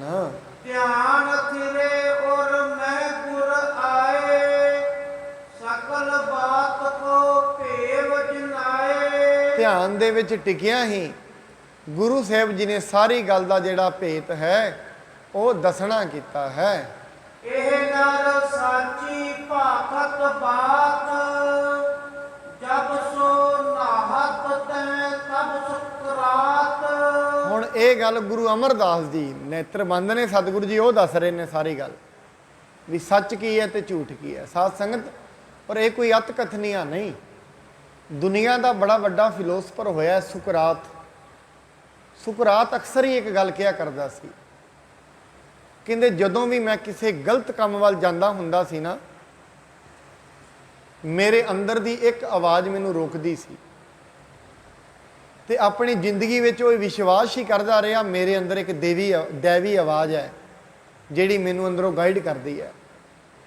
ਕਿਉਂਕਿ ਜਦੋਂ ਉਹਨੂੰ ਫਾਂਸੀ ਤੇ ਚੜਾਉਣ ਲੱਗੇ ਨਾ, ਉਹਨੂੰ ਜ਼ਹਿਰ ਦਾ ਪਿਆਲਾ ਪਿਉਣ ਲੱਗੇ, ਸੁਕਰਾਤ ਨੂੰ ਕਹਿੰਦੇ ਨੇ ਤੂੰ ਰਹਿਮ ਦੀ ਭੀਖ ਨਹੀਂ ਮੰਗੇਗਾ, ਤੈਨੂੰ ਬਿਨਾਂ ਗੱਲ ਤੋਂ ਤੈਨੂੰ ਜ਼ਹਿਰ ਦਾ ਪਿਆਲਾ ਪਿਆਇਆ ਜਾ ਰਿਹਾ, ਮਾਰਨ ਦੀ ਸਜ਼ਾ ਮਿਲੀ ਹੈ, ਤੂੰ ਕੋਈ ਰਹਿਮ ਦੀ ਭੀਖ ਮੰਗ ਲੈ। ਕਹਿੰਦਾ ਨਹੀਂ। ਕਹਿੰਦੇ ਕਿਉਂ? ਕਹਿੰਦੇ ਮੈਨੂੰ ਲੱਗਦਾ ਇਹ ਕਾਰਜ ਮੇਰੇ ਵਾਸਤੇ, ਮਰਨਾ ਵੀ ਮੇਰੇ ਵਾਸਤੇ ਠੀਕ ਹੈ। ਕਹਿੰਦੇ ਕਿਉਂ? ਕਹਿੰਦੇ ਜਦੋਂ ਵੀ ਮੈਂ ਕਿਸੇ ਗਲਤ ਕੰਮ ਵਾਸਤੇ ਜਾਂਦਾ ਹੁੰਦਾ ਸੀ ਨਾ, ਮੇਰੇ ਅੰਦਰ ਦੀ ਦੈਵੀ ਆਵਾਜ਼ ਮੈਨੂੰ ਰੋਕ ਲੈਂਦੀ ਸੀ। ਅੱਜ ਜਦੋਂ ਮੈਂ ਘਰੋਂ ਤੁਰਿਆ, ਮੈਨੂੰ ਪਤਾ ਸੀ ਮੈਨੂੰ ਜ਼ਹਿਰ ਦਾ ਪਿਆਲਾ ਪਿਆਇਆ ਜਾਣਾ ਹੈ, ਮੇਰੇ ਅੰਦਰੋਂ ਆਵਾਜ਼ ਨਹੀਂ ਆਈ। ਇਹਦਾ ਮਤਲਬ ਇਹ ਹੈ, ਇਹ ਆਵਾਜ਼ ਜੋ ਮੈਂ ਕਰਨ ਲੱਗਿਆ ਇਹ ਠੀਕ ਹੈ, ਇਹ ਗਲਤ ਨਹੀਂ ਹੈ। ਦੈਵੀ ਆਵਾਜ਼। ਹੁਣ ਆਪਣੇ ਅੰਦਰ ਦੀ ਆਵਾਜ਼ ਨੂੰ ਕੋਈ ਕੋਈ ਸੁਣਦਾ ਹੈ, ਹਰੇਕ ਕਿਸੇ ਨਹੀਂ, ਕਿਉਂਕਿ ਮਨੁੱਖ ਦੇ ਜਿਹੜੇ ਕਾਮ, ਕ੍ਰੋਧ, ਲੋਭ, ਮੋਹ, ਹੰਕਾਰ ਨੇ, ਇਹਨਾਂ ਨੇ ਆਵਾਜ਼ ਨੂੰ ਦੱਬ ਲਿਆ ਹੈ। ਹਰੇਕ ਦੀ ਆਤਮਾ ਮਨੁੱਖ ਨੂੰ ਆਵਾਜ਼ ਦਿੰਦੀ ਹੈ, ਪਰ ਰੋਜ਼-ਰੋਜ਼ ਵਿਕਾਰ ਕਰ ਕਰਕੇ, ਵਿਕਾਰੀ ਹੋ ਕੇ ਅੰਦਰ ਦੀ ਆਵਾਜ਼ ਸੁਣਦੀ ਨਹੀਂ। ਪਰ ਮੈਂ ਇਹਦੇ ਵਾਸਤੇ ਅਕਸਰ ਇਹ ਉਦਾਹਰਣ ਲਿਆ ਕਰਦਾ। ਸਾਧ ਸੰਗਤ, ਇਹ ਆਵਾਜ਼ ਇਵੇਂ ਹੈ ਜਿਵੇਂ ਟਾਈਮਪੀਸ ਲੱਗੇ ਹੁੰਦੇ ਨੇ ਨਾ ਘਰਾਂ 'ਚ, ਉਹਨਾਂ ਦੀਆਂ ਜਿਹੜੀਆਂ ਸੂਈਆਂ ਨੇ ਨਾ, ਨੀਡਲਸ ਨੇ, ਆਵਾਜ਼ ਕਰਦੀਆਂ ਨੇ, ਪਰ ਉਹ ਆਵਾਜ਼ ਅਕਸਰ ਨੂੰ ਰਾਤ ਨੂੰ ਸੁਣਾਈ ਦਿੰਦੀ ਹੈ, ਦਿਨੇ ਨਹੀਂ। ਉਸ ਦਾ ਕਾਰਨ ਕੀ ਹੈ? ਕਾਰਨ ਹੈ ਦਿਨੇ ਹੋਰ ਆਵਾਜ਼ਾਂ ਬੜੀਆਂ ਹੁੰਦੀਆਂ ਨੇ। ਜਦੋਂ ਤਾਈਂ ਉਹ ਆਵਾਜ਼ਾਂ ਖਤਮ ਨਹੀਂ ਹੋਣਗੀਆਂ, ਉਹਦੀ ਆਵਾਜ਼ ਨਹੀਂ ਸੁਣੇਗੀ। ਰਾਤ ਨੂੰ ਇਹ ਦੁਨੀਆ ਦੀਆਂ ਆਵਾਜ਼ਾਂ ਧੀਮੀਆਂ ਪੈ ਜਾਂਦੀਆਂ ਨੇ, ਤਾਂ ਕਰਕੇ ਉਹ ਸੂਈਆਂ ਦੀ ਆਵਾਜ਼ ਸੁਣਦੀ ਹੈ। ਇਵੇਂ ਜਦੋਂ ਮਨੁੱਖ ਦੇ ਅੰਦਰੋਂ ਕਾਮ, ਕ੍ਰੋਧ, ਲੋਭ, ਮੋਹ, ਹੰਕਾਰ, ਵਕਾਰਾਂ ਦੀ ਆਵਾਜ਼ ਨੀਵੀਂ ਪੈ ਜਾਂਦੀ ਹੈ, ਆਤਮ ਦੀ ਆਵਾਜ਼ ਸੁਣਦੀ ਉਦਣ ਹੈ, ਉਸ ਤੋਂ ਪਹਿਲਾਂ ਨਹੀਂ ਸੁਣਦੀ। ਹਜੇ ਦੀ ਤੇ ਫਾਹੀ ਸੁਰਤ ਮਲੂਕੀ ਵੇਸ, ਹਉ ਠਗਵਾੜਾ ਠੱਗੀ ਦੇਸ। ਹਜੇ ਤੇ ਸੁਰਤ ਫਸੀ ਹੋਈ ਹੈ ਦੁਨੀਆ ਦੀਆਂ ਰਸਾਂ ਕਸਾਂ ਦੇ ਵਿੱਚ, ਦੁਨੀਆ ਦੀਆਂ ਸਵਾਦਾਂ ਵਿੱਚ, ਇਹਨਾਂ ਰਸਾਂ ਵਿੱਚ ਹੀ ਫਸ ਗਈ ਹੈ। ਫਿਰ ਆਤਮਾ ਦੀ ਆਵਾਜ਼ ਕਿਹਨੂੰ ਸੁਣਨੀ ਹੈ? ਪਹਿਲੀ ਗੱਲ ਤੇ ਕੋਈ ਜਿਗਿਆਸੂ ਹੀ ਅੱਜ ਦੇ ਸਮੇਂ 'ਚ ਬੜੇ ਮੁਸ਼ਕਲ ਵੇਖਣ ਨੂੰ ਮਿਲਦੇ ਨੇ, ਜਿਹੜਾ ਇਹ ਕਹਿੰਦਾ ਹੋਏ ਪਰਮਾਤਮਾ ਕਿੱਥੇ ਹੈ ਤੇ ਮੈਂ ਉਹਨੂੰ ਵੇਖਣਾ ਹੈ। ਕੋਈ ਨਹੀਂ ਹੈ। 10,000 ਕਹਿੰਦੇ ਲੋਕ, ਵਿਦਵਾਨਾਂ ਦੀ ਇਹ ਗਣਨਾ ਹੈ, 10,000 ਲੋਕ ਬੈਠੇ ਹੋਣ, ਕਹਿੰਦੇ ਹਨ ਇੱਕ ਜਿਗਿਆਸੂ ਹੁੰਦਾ ਹੈ। 10,000 ਜਿਗਿਆਸੂ ਬੈਠੇ ਹੋਣ, ਇੱਕ ਸਾਧੂ ਹੁੰਦਾ ਹੈ। 10,000 ਹੀ ਸਾਧੂ ਬੈਠੇ ਹੋਣ, ਇੱਕ ਸੰਤ ਹੁੰਦਾ ਹੈ। ਹੁਣ ਇੱਥੇ ਹਿਸਾਬ ਲਗਾ ਲਓ ਜਿਗਿਆਸੂਆਂ ਦੀ ਗਿਣਤੀ ਕਿੰਨੀ ਹੈ। ਮਨੁੱਖ ਦੇ ਅੰਦਰ ਜਿਗਿਆਸਾ ਪੈਦਾ ਹੋਏਗੀ ਤੇ ਪਰਮਾਤਮਾ ਦੇ ਮਾਰਗ ਤੇ ਤੁਰੇਗਾ, ਨਹੀਂ ਤੁਰੇਗਾ। ਪਰ ਮੈਂ ਸਵੇਰੇ ਵੀ ਇਹ ਬੇਨਤੀ ਕੀਤੀ ਸੀ, ਕਈ ਵਾਰੀ ਬਿਮਾਰੀਆਂ ਦੇ ਵਿੱਚ ਜੀਣ ਦੀ ਮਨੁੱਖ ਨੂੰ ਆਦਤ ਪੈ ਜਾਂਦੀ ਹੈ। ਆ ਦੁਨੀਆ ਦੇ ਦੁੱਖਾਂ ਦੇ ਵਿੱਚ ਜੀਣ ਦੀ ਆਦਤ ਹੀ ਪੈ ਚੁੱਕੀ ਹੈ। ਸੋਚਦਾ ਹੈ ਪਤਾ ਕਿਹੜੀ ਆਦਤ ਕਿਉਂ ਪਈ ਹੈ? ਰੋਜ਼ ਮਨੁੱਖ ਇਹੀ ਸਮਝ ਕੇ ਖੜਾ ਹੁੰਦਾ ਹੈ, ਹਜੇ ਸੁੱਖ ਮਿਲ ਜਾਏਗਾ। ਰੋਜ਼ ਹੀ ਰੋਜ਼, ਜਿੱਦਣ ਤੋਂ ਤੁਰਿਆ 18-20 ਸਾਲ ਦੀ ਉਮਰ ਤੋਂ 50-70 ਸਾਲ ਦੀ ਉਮਰ ਹੋ ਗਈ ਹੈ, ਇਸੇ ਆਸ ਵਿੱਚ ਸ਼ਾਇਦ ਸਵੇਰੇ ਜ਼ਿੰਦਗੀ ਸੁਖੀ ਹੋ ਜਾਏਗੀ, ਕੱਲ ਨੂੰ ਤੇ ਠੀਕ ਹੋ ਹੀ ਜਾਏਗੀ ਨਾ। ਹੁਣ ਉਹ ਕੱਲ ਨਹੀਂ ਆਈ ਹੈ, ਜ਼ਿੰਦਗੀ ਨਿਕਲ ਹੀ ਜਾਣੀ ਹੈ, ਕੱਲ ਨਹੀਂ ਆਉਣੀ। ਜ਼ਿੰਦਗੀ ਹੁਣੇ ਠੀਕ ਹੋ ਸਕਦੀ ਹੈ, ਇਸੇ ਵਕਤ ਠੀਕ ਹੋ ਸਕਦੀ ਹੈ। ਆਜ ਮਿਲਾਵਾ ਸ਼ੇਖ ਫਰੀਦ, ਟਾਕੇ ਮਕੁੰਜੜੀਆਂ ਮਨੋਂ ਮਚਿੰਦੜੀਆਂ। ਹੁਣੇ ਤੈਨੂੰ ਆਨੰਦ ਮਿਲ ਜਾਏਗਾ, ਹੁਣੇ ਇਸੇ ਟਾਈਮ। ਕਰਨਾ ਕੀ ਪਏਗਾ? ਮੂੰਦ ਲਈਏ ਦਰਵਾਜੇ, ਬਾਜੀ ਵਾਲੇ ਅਨਹਦ ਬਾਜੇ। ਇਹਨਾਂ ਅੱਖਾਂ ਨੂੰ ਜਿਹੜੇ 9 ਦੁਆਰੇ ਨੇ, ਜਿਹਨੂੰ ਬਾਣੀ ਦੇ ਵਿੱਚ ਮਹਾਰਾਜ ਨੇ ਕਹਿੰਦੇ ਨੇ, ਕਾਚ ਕੋਟੰਗ ਰਚੰਤ ਦੋਇੰ ਲੇਪਨੰਗ ਰਕਤ ਚਰਮਣ ਨਵੰਤ ਦੁਆਰ ਭੀਤ ਰਹਿਤਨ। ਇਹ 9 ਦੁਆਰ ਖੁੱਲੇ ਹੋਏ ਨੇ। ਇਹਨਾਂ 9 ਦੁਆਰਾਂ ਦੇ ਵਿੱਚੋਂ ਚੇਤਨਾ ਰੋਜ਼-ਰੋਜ਼ ਬਾਹਰ ਜਾਂਦੀ ਹੈ। ਕਦੀ ਜੀਭ ਤੇ ਅੜ ਗਈ ਹੈ, ਖਾਣ ਦੇ ਵਿੱਚ ਹੀ, ਵੇਖਣ ਵਿੱਚ ਅੜ ਗਈ ਹੈ। ਹੁਣ ਜੋ ਕੁਝ ਵੇਖ ਰਿਹਾ ਸਮਝ ਨਹੀਂ ਹੈ, ਜੋ ਮੈਂ ਵੇਖ ਰਿਹਾ ਇਹ ਸੱਚ ਨਹੀਂ ਹੈ। ਰੂਪ ਨੂੰ ਵੇਖਦਾ ਹੈ, ਉੱਥੇ ਹੀ ਮਦਹੋਸ਼ ਹੋ ਜਾਂਦਾ ਹੈ। ਖਾਣੇ ਨੂੰ ਖਾਂਦਾ, ਖਾਣੇ ਵਿੱਚ ਹੀ ਬੇਹੋਸ਼ ਕਹਿ ਦਿੰਦਾ, ਆਨੰਦ ਆ ਗਿਆ ਇੱਥੇ। ਜਿਹਨੂੰ ਖਾਣੇ ਵਿੱਚੋਂ ਹੀ ਆਨੰਦ ਆ ਗਿਆ, ਨਾਮ ਵਿੱਚੋਂ ਆਨੰਦ ਨਹੀਂ ਆਏਗਾ, ਯਾਦ ਰੱਖੋ। ਕਹਿੰਦੇ ਅੱਜ ਫਲਾਣੀ ਥਾਂ ਤੇ ਘੁੰਮ ਕੇ ਆਏ ਆ, ਬੜਾ ਆਨੰਦ ਆਇਆ। ਜੇ ਇਹਨਾਂ ਘੁੰਮਣ ਦੇ ਵਿੱਚ ਹੀ ਆਨੰਦ ਆ ਗਿਆ, ਫਿਰ ਇਹਨੂੰ ਅੰਦਰਲਾ ਆਨੰਦ ਤੇ ਕਦੇ ਵੀ ਨਹੀਂ ਆਉਣਾ। ਸਤਿਗੁਰੂ ਜੀ ਇਹ ਕਹਿੰਦੇ ਹਨ, ਮਨੁੱਖ ਤੇਰੀ ਜ਼ਿੰਦਗੀ ਦੇ ਵਿੱਚ ਤੇਰੇ ਆਤਮਾ ਦੀ ਜਿਹੜੀ ਆਵਾਜ਼ ਹੈ ਉਹ ਡੱਕਿਆ ਹੋਇਆ ਹੈ ਕਿੰਨੇ ਵਕਾਰਾਂ ਨੇ। ਚੇਤਨਾ ਜਿਹੜੀ ਰੋਜ਼-ਰੋਜ਼ ਡਿਸਟਰੈਕਟ ਹੋ ਜਾਂਦੀ ਹੈ, ਆਪਣੇ ਮਾਰਗ ਤੋਂ ਵਿਚਲਿਤ ਹੋ ਜਾਂਦੀ ਹੈ। हमने पिता तुम्हारो प्रेरा जाए तड़ाक लगाए बडेरा। ਹੁਣ ਗੁਰੂ ਅਮਰਦਾਸ ਜੀ ਮਹਾਰਾਜ ਗੁਰੂ ਅਰਜਨ ਸਾਹਿਬ ਜੀ ਨੂੰ ਚੇਤਨਾ ਦੇ ਵਿੱਚ ਇੱਕਮਿਕ ਹੋ ਕੇ ਬੈਠੇ ਨੇ, ਵਿੱਚੋਂ ਹੀ ਦੱਸ ਰਹੇ ਨੇ, ਕਹਿੰਦੇ ਅਸੀਂ ਹੀ ਤੁਹਾਡੇ ਪਿਤਾ ਗੁਰੂ ਰਾਮਦਾਸ ਜੀ ਨੂੰ ਪ੍ਰੇਰਿਆ ਸੀ, ਤੁਸੀਂ ਜਾ ਕੇ ਇੱਕ ਸਰੋਵਰ ਬਣਾਉਣਾ ਹੈ। तब एक ताल तहाँ खुनवायो जह एक पुष्टि नीर नहायो। ਗੁਰੂ ਅਮਰਦਾਸ ਜੀ ਕਹਿੰਦੇ ਇਹ ਉਹੀ ਸਰੋਵਰ ਹੈ ਜਿਹੜਾ ਅਸੀਂ ਕਿਹਾ ਸੀ, ਉਸ ਦੇ ਵਿੱਚ ਇਹ ਜਿਹੜਾ ਕੋੜੀ ਹੈ ਇਸ ਨੇ ਇਸ਼ਨਾਨ ਕੀਤਾ ਹੈ। तुमको उचित अह इस काल करो लगावन ताल विशाल। ਇਸ ਕਰਕੇ ਕਹਿੰਦੇ ਨੇ ਤੁਹਾਡੇ ਲਈ ਉਚਿਤ ਕੰਮ ਹੁਣ ਇਹੀ ਹੈ, ਤੁਸੀਂ ਉੱਥੇ ਸਰੋਵਰ ਬਣਾਓ, ਬਹੁਤ ਵੱਡਾ ਤੁਹਾਨੂੰ ਸਰੋਵਰ ਬਣਾਉਣਾ ਚਾਹੀਦਾ ਹੈ। बहुत काल भा लग खुनवावो चौ दिस ते जल ढक है आयो। ਕਹਿੰਦੇ ਪਹਿਲਾਂ ਥੋੜਾ ਪੁੱਟਿਆ ਗਿਆ ਸੀ, ਚਾਰਾਂ ਪਾਸਿਆਂ ਤੋਂ ਪਾਣੀ ਪੈ ਪੈ ਕੇ ਮਿੱਟੀ ਉਹਦੇ ਵਿੱਚ ਆ ਗਈ ਹੈ, ਤਾਂ ਕਰਕੇ ਢੱਕਿਆ ਗਿਆ ਹੈ। मृतका परी गयो पर सोए चिन्ह पछाण मातर तह होए। ਹੁਣ ਤੇ ਸਿਰਫ ਉਹਦੇ ਚਿੰਨ੍ਹ ਮਾਤਰ ਹੀ ਰਹਿ ਗਏ ਨੇ, ਪੂਰਨ ਰੂਪ ਦੇ ਵਿੱਚ ਪਹਿਚਾਣ ਉਸ ਦੀ ਨਹੀਂ ਆਉਂਦੀ ਹੈ। हेत महात्म के विद्वातन न कीनस सब दिखै जनामन। ਇਸ ਕਰਕੇ ਉਸ ਦਾ ਮਹਾਤਮ ਪ੍ਰਗਟ ਕਰਨ ਲਈ ਅਸੀਂ ਕਿਸੇ ਨੂੰ ਨਹੀਂ ਸੀ ਦੱਸਿਆ, ਹੁਣ ਤਾਈਂ ਅਸੀਂ ਕਿਸੇ ਨੂੰ ਨਹੀਂ ਦੱਸਿਆ, ਇਸ ਕਰਕੇ ਸੰਗਤ ਵਿੱਚ ਵੀ ਕਿਸੇ ਨੂੰ ਨਹੀਂ ਪਤਾ ਹੈ। अब महिमा के सहत विशाला विदतावो सिरजो शुभ तला। ਇਸ ਕਰਕੇ ਹੁਣ ਉਸ ਦੀ ਜਿਹੜੀ ਮਹਿਮਾ ਹੈ ਉਸ ਨੂੰ ਪ੍ਰਗਟ ਕਰੋ, ਤੇ ਬੜਾ ਵੱਡਾ ਸਰੋਵਰ ਹੈ ਜਿਹੜਾ ਜਿੱਥੇ ਉਹ ਕੋੜੀ ਨੇ ਇਸ਼ਨਾਨ ਕੀਤਾ ਸੀ, ਉਸ ਨੂੰ ਸਰੋਵਰ ਬਣਵਾ ਦੇਵੋ। श्री अमृतसर धरी है नामू चौ दिस में सुपान अबेरामू। ਇਸ ਕਰਕੇ ਉਸ ਦਾ ਨਾਮ ਵੀ ਅੰਮ੍ਰਿਤਸਰ ਰੱਖੋ, ਤੇ ਚਾਰੇ ਬੰਨੇ ਜਿਹੜੀਆਂ ਉਹਦੇ ਪੌੜੀਆਂ ਬਣਵਾ ਦੇਵੋ। रामदासपुर रामदास सर ए भी नाम कह नारी नर। ਕਹਿੰਦੇ ਸਾਰੇ ਉਸ ਨੂੰ ਰਾਮਦਾਸਪੁਰ ਜਾਂ ਰਾਮਦਾਸ ਸਰੋਵਰ ਵੀ ਕਿਹਾ ਕਰਨਗੇ। जननी पित गुर को और हेरा नामो करत पे हरख बडेरा। ਕਹਿੰਦੇ ਹਨ ਆਪਣੇ ਨਾਨਾ ਜੀ ਆਪਣੀ ਮਾਤਾ ਜੀ ਦੇ ਪਿਤਾ ਜੀ ਨੂੰ ਆਪਣੇ ਸੁਪਨੇ ਵਿੱਚ ਵੇਖ ਕੇ, ਆਪਣੇ ਧਿਆਨ ਵਿੱਚ ਵੇਖ ਕੇ, ਹਿਰਦੇ ਵਿੱਚ ਵੇਖ ਕੇ ਗੁਰੂ ਅਰਜਨ ਸਾਹਿਬ ਜੀ ਬੜੇ ਪ੍ਰਸੰਨ ਹੋਏ ਹਨ।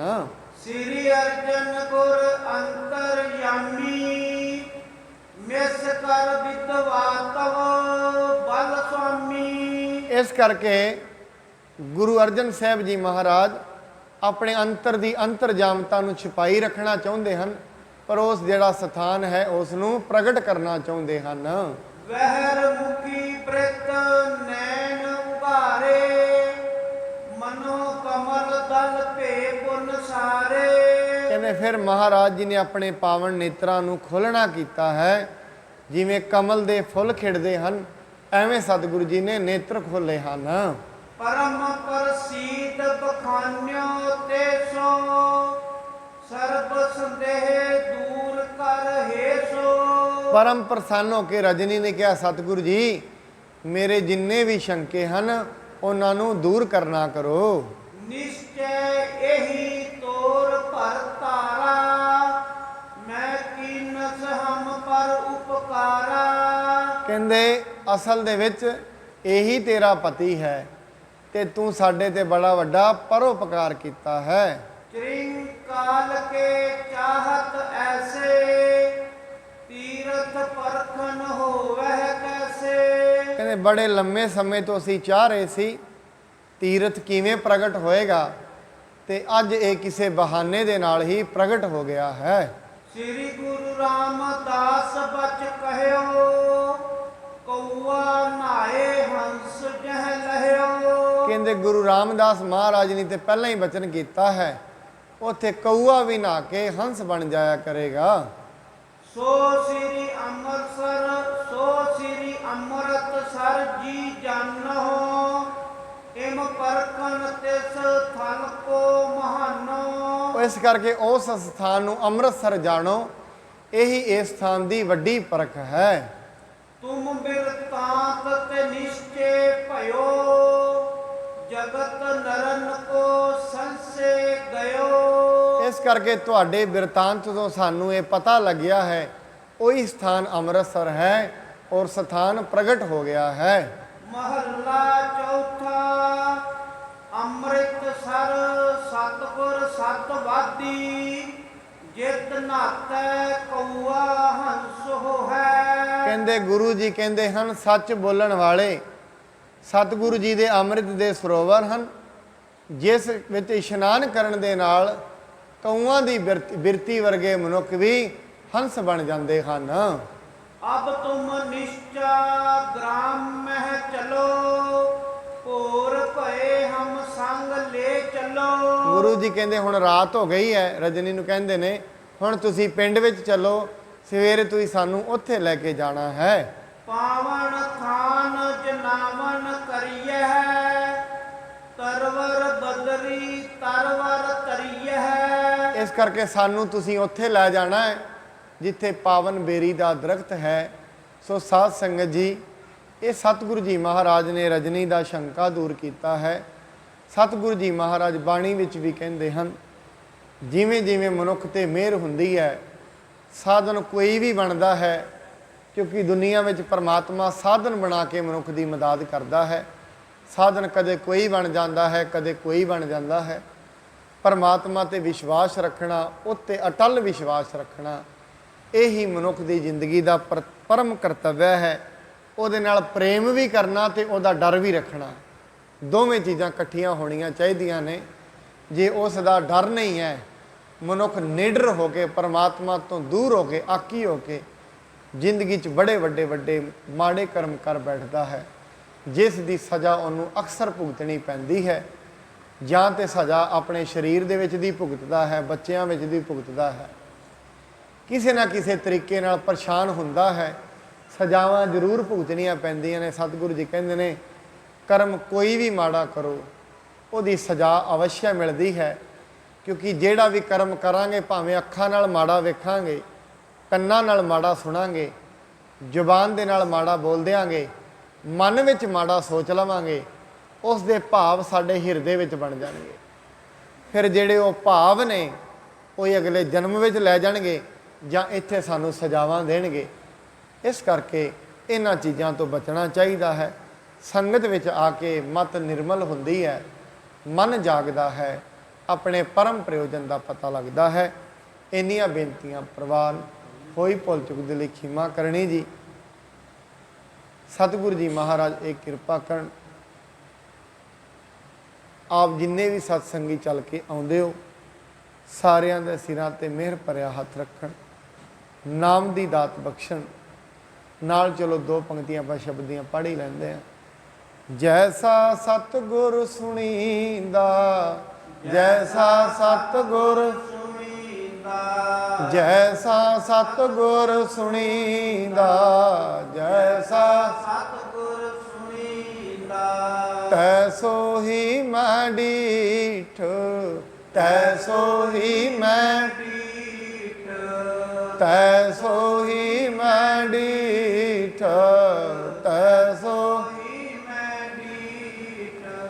ਵਿਛੜਿਆ ਮਿਲੇ ਪ੍ਰਭੂ, ਵਿਛੜਿਆ ਮਿਲੇ ਪ੍ਰਭੂ, ਵਿਛੜਿਆ ਮਿਲੇ ਪ੍ਰਭੂ, ਵਿਛੜਿਆ ਮਿਲੇ ਪ੍ਰਭੂ। ਹਰ ਦਰਗਾਹ ਕਾ ਬਸੀਠ, ਹਰ ਦਰਗਾਹ ਕਾ ਬਸੀਠ, ਹਰ ਦਰਗਾਹ ਕਾ ਬਸੀਠ, ਹਰ ਦਰਗਾਹ ਕਾ ਬਸੀਠ।